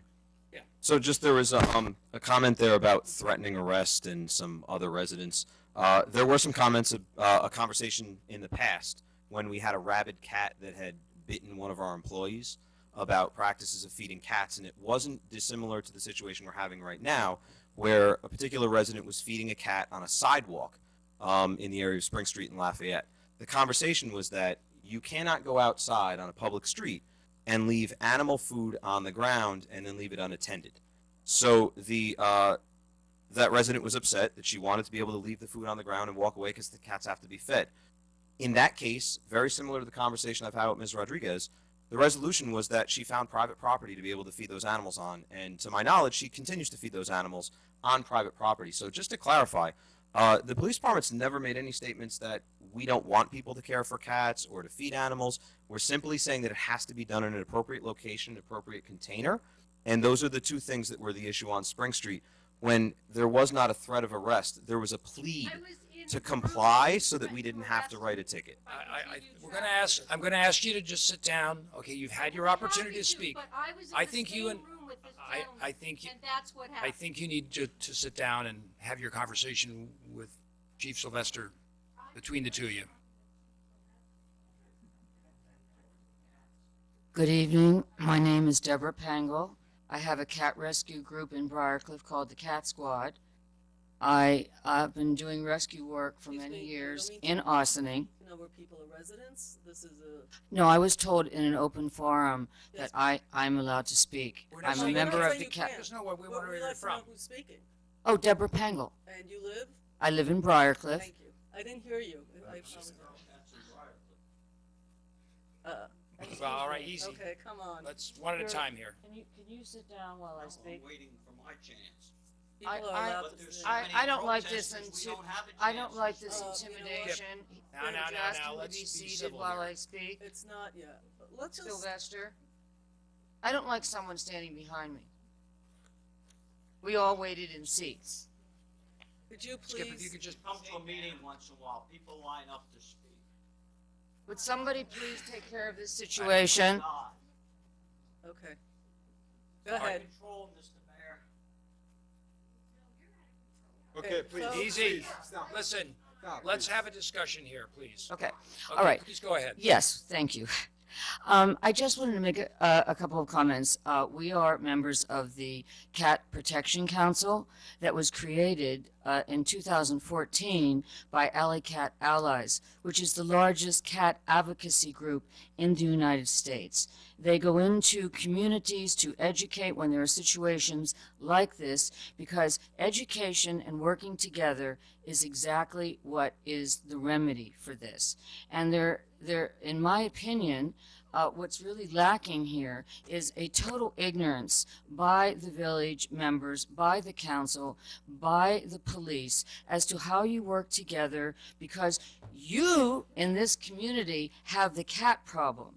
What is your plan? What have you erected as a plan to deal with it outside of volunteers coming and do T&R and taking over on their own? Now, I want to educate you a little bit on what a managed colony is. It is the gold standard for caring for cats, keeping them manipulated and controlled, and not from running around. They are fed. They have their shots, they have areas to live in, and therefore they're not really running around wild.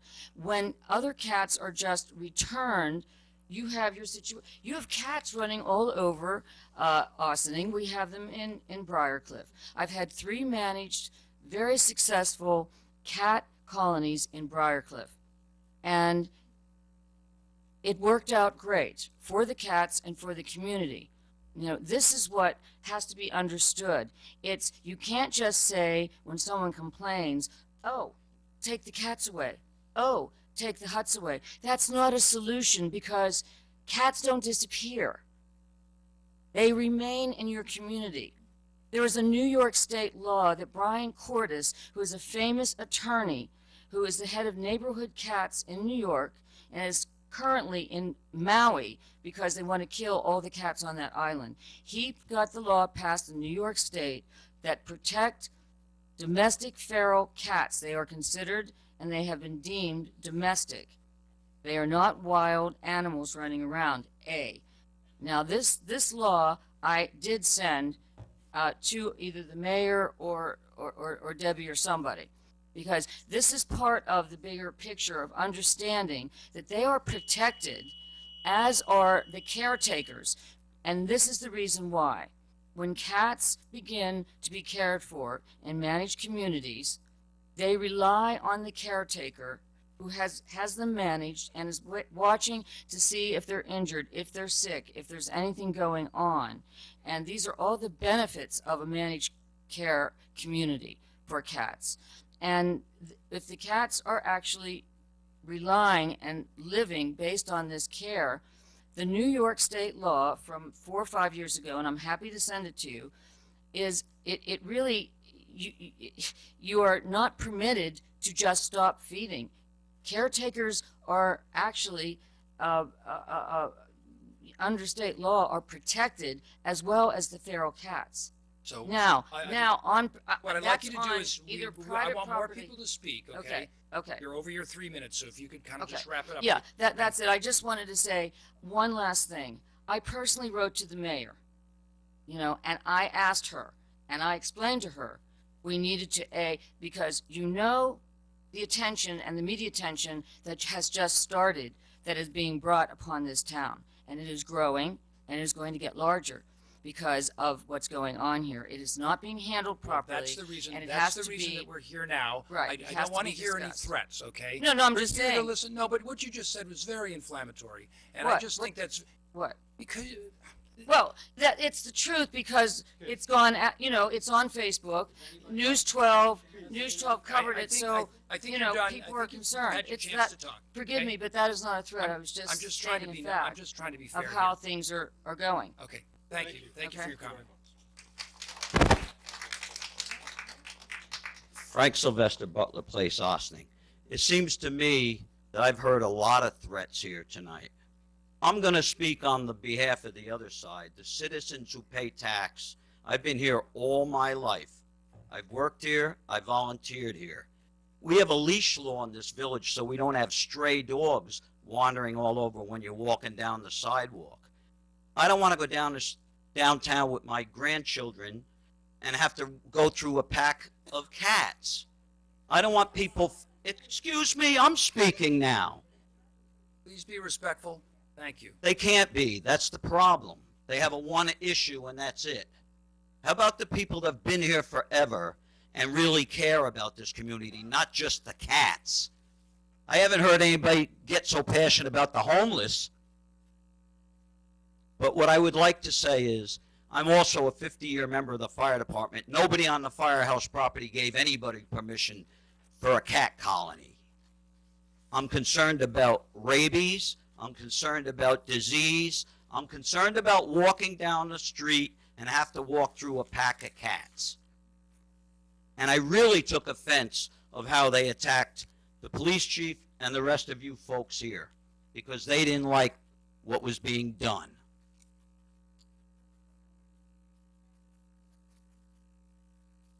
My name is Sarah Dixon. I'm a resident of Ossining. My husband and I have been here 7 years. And I just learned about the cat issue. So my company gives grants to nonprofits in their employees' communities. So I was trying to get a grant for the animal shelter. So then I hear about the feral cats and, there's free spay and neuter. And, I didn't realize it was such a big problem. So this is a very heated topic.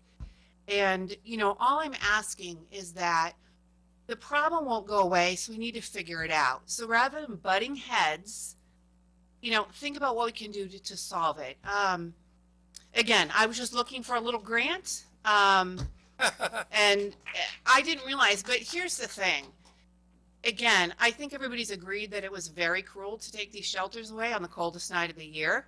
But also, we need a solution for it, because as somebody said, the cats are not going to go away.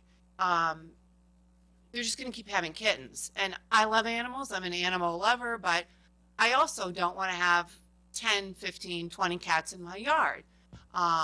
Because I will take them all in and take care of them. My husband will move out and divorce me, and it'll be a big problem. So we need to figure out what we can do for this feral cat population. I think the other thing, too, is I don't even know if they're all feral, or these, as somebody said, cats that people abandon.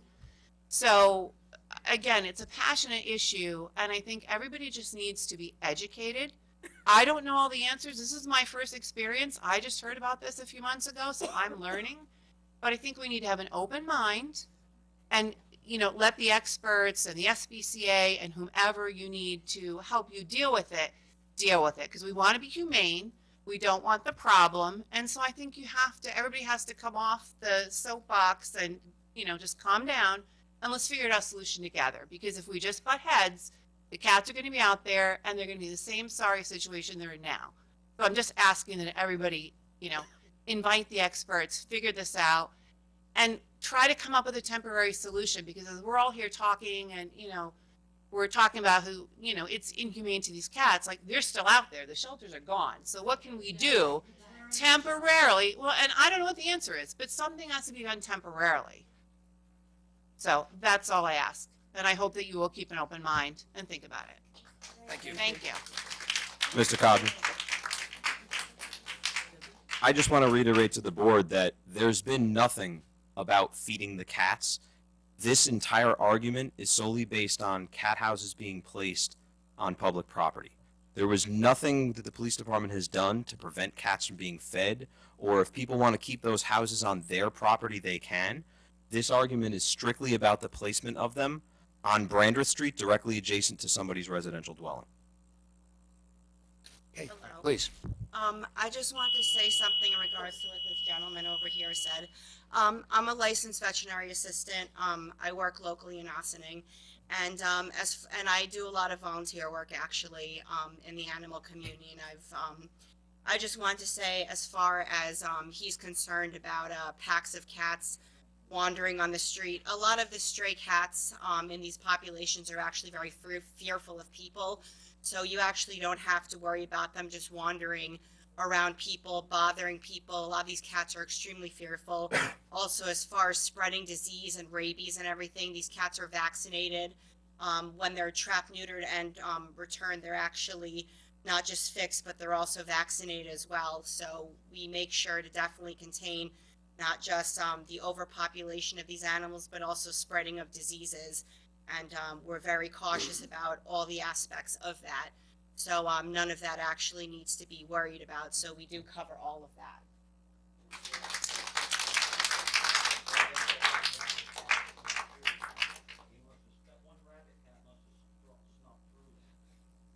You know, we try to work. Okay. All right, come on.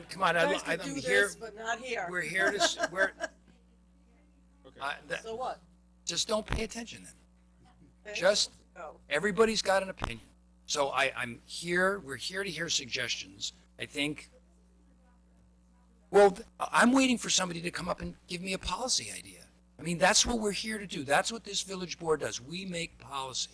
So what I'm looking for is, everybody's talked about the inhumane thing. I get it. Okay. I've already apologized 3 times. But okay. So, tell us what to do. We have to. Go ahead, please. Go ahead. Stop, please. Please. Go ahead. Go ahead. Go ahead, sir. Go ahead, please. Good evening. My name is Bill Dixon, and I live on Ganong Drive. I'm here, married to Sarah for 7 years. I don't have a solution for you. I'm trying to listen to what everybody has to say. But my observation in listening tonight here is the only people that seem to be trying to come up with a solution are all the volunteers that are spending their own time, and money to try to take care of this. So my challenge to you all is, you need to come up with a plan, working with the volunteers and taking an interest in this to solve it as quickly as you can, because it is going to get very, very cold very soon. So my challenge to you is, you need to put in the same effort that the volunteers are putting in their own giving of time and money. So thank you.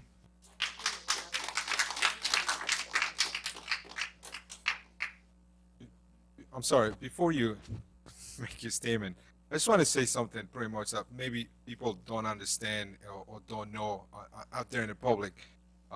As we'll go through our budget process, there's actually a line that this board, the community, actually has that helps the SPCA to capture, neuter, and release the cats. So it's not like the village doesn't care about what you guys are here for. It's just, I think the matter of the point, like the chief has been trying to say, is we have a law that strictly says this type of situations cannot happen in public areas. Now, I can honestly say that my mom, on her own property, has helped Miss Green and some other members in the community with the cat situation. Because I know that. But that doesn't mean that, you know, we are here, and I'm not going to agree with John on some of the issues that he made a statement. And like I said, we are all board members, and we have our statements and our ideas and how this should continue. So we have a lot of information that we gather in the past, literally less than a week, either from folks from here, from other people around the country, and that's something we're gonna talk about it. We're gonna have a discussion, and we're gonna see what the next steps are. So I get that John is apologizing for what the situation that happened. Actually, we were enforcing the law. If we need to modify the law, we're going to look into it. So again, just keep in mind that this board does have a portion of our budget going to these kind of situations. Hi. Yes? Catherine Crossling from Ossining again. Might I suggest that someone look into Sing Sing Prison and whether they'd be willing to accept the cat colony and care for them on property as part of a rehabilitation program? So interesting that you say that, because Yeah, that's one of the, That was one of the that's actually suggestions. one of the things Yeah. we don't sit here and go through back and forths. Honestly, it ends up being not as productive as people think it is, but we're actually looking into Sing Sing because it came to us via an email, and Rika, looking into it. one of the issues with that, and this was raised by Ms. Garber, who's not here to speak tonight, is that if we remove these cats from there, she's assured us that due to a vacuum, that we're going to end up with more cats in that same area. I don't know where they come from, but they're then going to show up as well. So there is some concern with transplanting this, which we've been talking about, which is why we've had such a hard time finding. Our downtown is densely populated with residents and businesses, and there's not. I do believe that the volunteers have spent a lot of time talking to different property owners about allowing feeding on their property, but the property owners, once they've seen what happens, are not in favor of it. At least that's my experience so far, and that's what gets us here. But that's the only reason. I know that Sing Sing, all options are good, and you got to look at everything you can, but that's been the volunteers' position, is that we can't move them because that's going to just restart the program. I understand that, but to Mr. Dixon, and I assume Mrs., let's assume it's a partnership, to look for solutions and to, I'm sorry, I didn't catch her name. I'm sorry, there you are. The question is about solutions. So my only comment is we're looking at it. Sing Sing is something we're looking at. We're gonna have to create a plan that says A, B, C, this works, this doesn't, here's why. And that's the process. Here, we're listening to people right now. We're not going to solve it right here and now. Is there anybody else who hasn't spoken? Okay. My name is Gloria. I'm a resident of Ossining. Right now, what we're dealing with, the situation is, it's going to be getting cold. And I think they're saying there's going to be a storm around Thanksgiving time.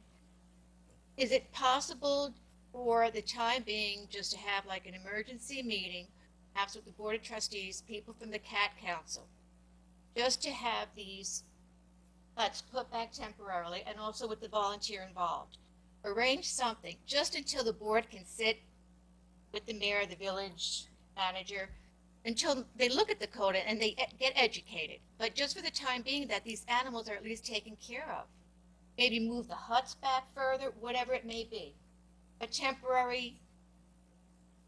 Well, we're certainly going to discuss as any options that are out there, and you just made Right, but one is that it we would possible- look into that. Is it Sure. possible to have an emergency meeting though, with the Cat Council and the trustees, just to have a temporary solution for right now, until maybe you change your codes or laws or whatever, just to give the cats some protection for the time being?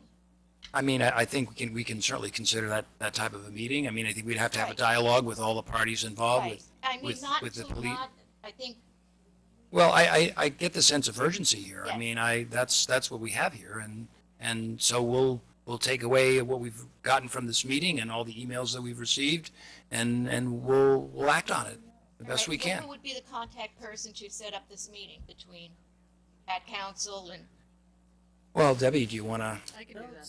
Yeah, I think. And then you would speak with Paula Garber and set up an emergency meeting to just. Well, all things go take through the village huts away manager. from the person's backyard, move it back. Well, we're not going sorry, to, we're not going to excuse me, make a decision about that, and we're not going to promise anything in this meeting, okay? can we set up a meeting and a communication? I think we can do that. And I think that the village manager is the right person to do that. And she'll coordinate with, Just for the time being, to give the animals something to get out of the harsh. Can I ask you something? I'm Yes. sorry, may I ask you something? So, in the meantime, let's say for whatever reason we don't come to a resolution in having this emergency meeting that you're asking for. Out of all the volunteers that are here today, is anybody that be willing to house the cats on their property? I just took in, I was feeding on Charter Circle. There were 3 stray cats that I was feeding. Some of them, 2 of them were spayed and neutered because they had their ears tipped and just put back. But they were put back and they're still looking for food. I was threatened they would not renew my lease if I continued to feed these animals.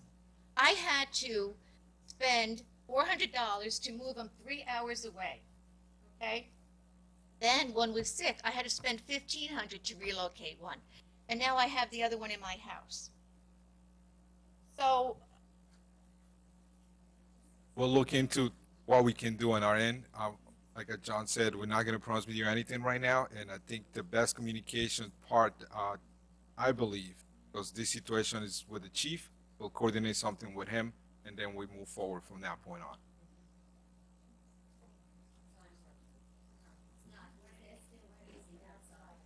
is there anybody else who hasn't spoken?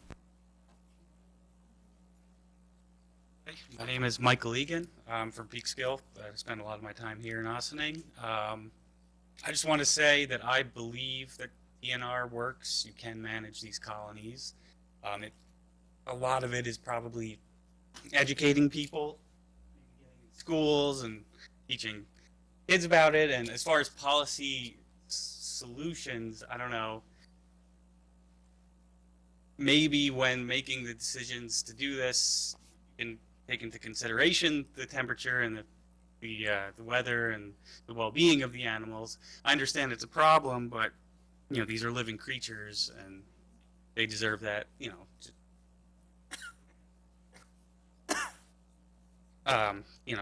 They don't deserve what's happening.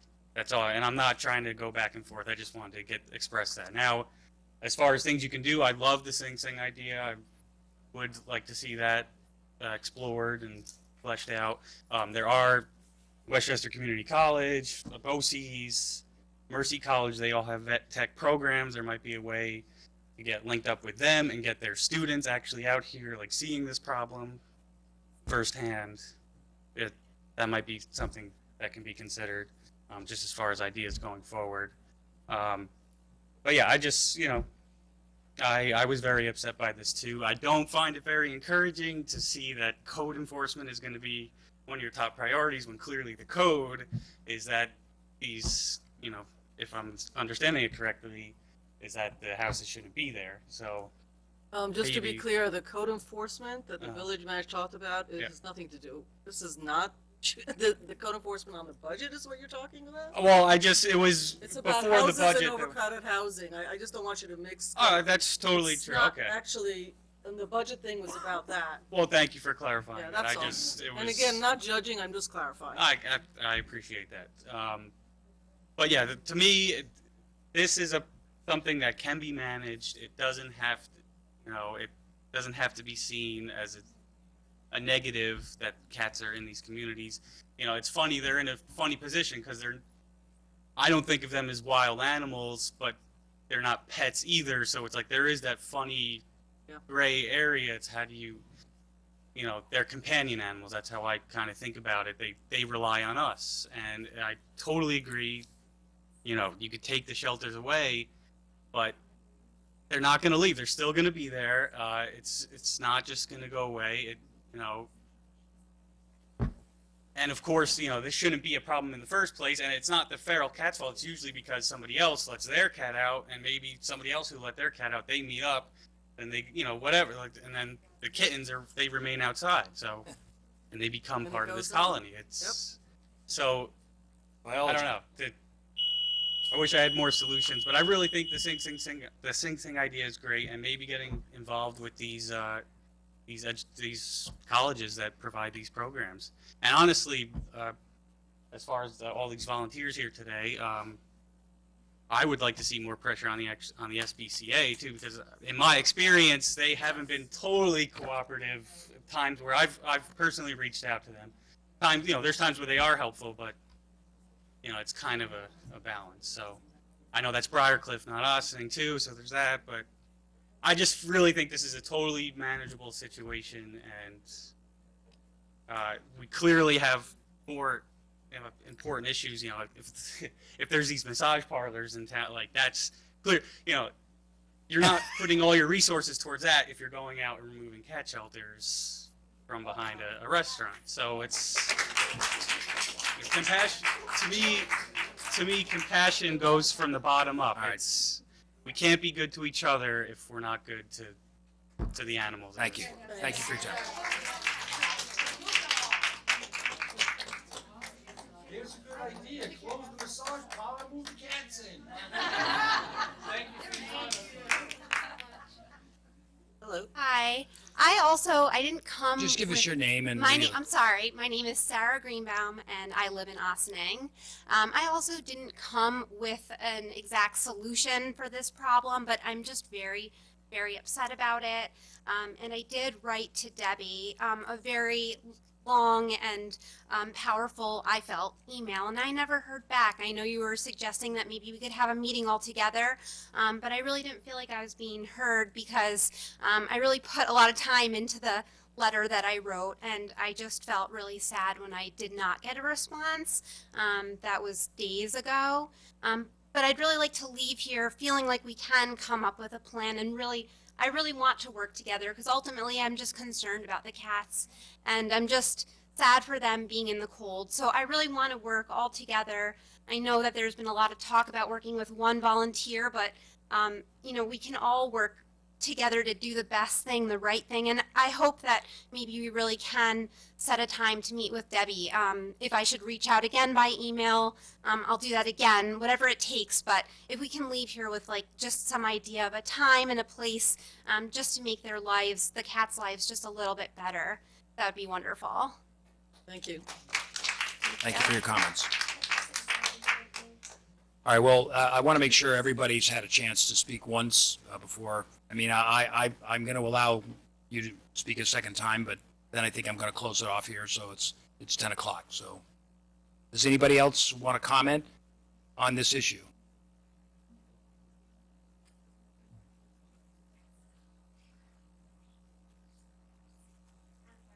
And I live on Stone Avenue in Ossining. Definitely did not plan to speak tonight. I am a major animal lover. I have a lot of passions. I know a gentleman back there talked about how one passion. I assure you I have lots and lots of passions. But animals are so important, and our treatment as human beings, our treatment of animals, I believe it speaks volumes about who we are as people and about humanity. And I understand concerns about feral cats, people that don't know that much about it, spreading diseases. TNR, which Alley Cat Allies will tell you all about. They have lawyers, which I'm sure that our Cat Council is involving in this. Trap, neuter, return is something that has worked. It's worked in many communities. It's worked not even just in our community, but in many communities all across the nation. They're not spreading diseases. Once they have been trapped and neutered or spayed, they are not having kittens. The community, the cat colony dies out. It's not a farm spreading diseases. There are not packs of cats that someone is tripping over on the street. You barely see them. They are fed. The volunteers, I know one of these volunteers. She has the biggest heart of anyone I've ever met.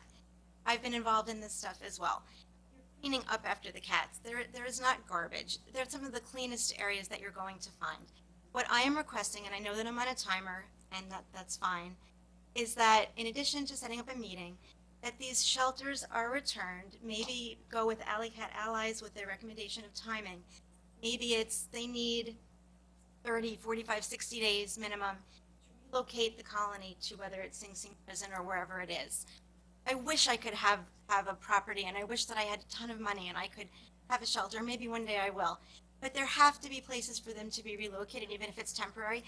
We have to let the volunteers that are really skilled and trained in this follow Alley Cat provisions and laws and guidelines to move the colony to a place where it's going to be okay for the cats. That will solve a lot of problems for this community. It will certainly solve the well-being of these cats, at least temporarily. They're cold. We don't want to be cold. It hurts to be cold. That is the bottom line. Let the caregivers help the cats. They're not reproducing. They're not spreading rabies. There's not packs of cats. What I'm hearing, I just had to get up and say something. I really, really hope that you, Ms. McDonald, I hope that you will meet with the key people. I'm not a key person. I'm very happy to come to any meeting. I will always speak on behalf of those that cannot speak for themselves. I'm begging you, let these cats have the shelters back. Give them a stay of execution of a number of days where they can be relocated to colonies. Thank you so much. You have been wonderful. I really appreciate you listening to all this. Thank you. Thank you for your comments. Is there anyone else who wishes to speak? Okay, 3 minutes. Emphasizing on relocating the colonies. Again, this is where you need to be educated. It is not, cats are extremely territorial, especially ferals. It's nearly impossible to relocate a colony. What I've been trying to do on Central Avenue is move the cats down to the private property that I have permission. We've been doing this since the summer. They're not going. They will stay where they have been housed, whether you feed them, whether you shelter them. Now, it's up to you whether you want to be humane and put the shelters back, okay? Relocating them is not an option. You can try, you can speak to people that are educated. They will try and find their way back. And, I mean, that is a fact about feral colonies. They're extremely territorial. And I ask, again, to just find it in your hearts. Whatever the resolution, after you put the shelters back, I'm sure we'll comply, but don't let them freeze this winter until you make a decision. That's really inhumane. They've been housed for 5 years. The ones by the firehouse, 3 years. In the blizzard, I went to feed them. They came out of their shelters, and I fed them. I picked up the food, and they went back in. That's extremely cruel. Find it in your hearts. That will say something about the village of Ossining. If you guys do that, the trustees agree, regardless of the decision that is made after you put the huts there, at least show that you have compassion for what had been done, and that you will correct this, at least temporarily put them back. That's all I ask. And may I just say one more thing? I had permission from the firehouse, from Fireman Rocha, whether it was the correct person or not. Again, I had permission to put the 3 huts back there from Fireman Rocha in the firehouse. I did have permission. Can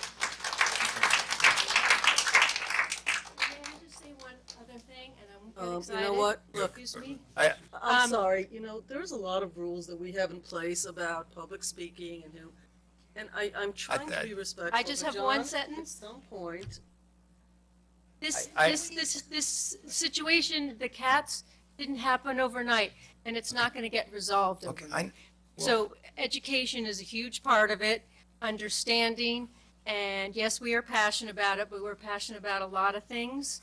And but again, we all need to work together to find a solution. But the key thing is put the shelters back as winter is approaching to protect these animals. Thank you. Yep.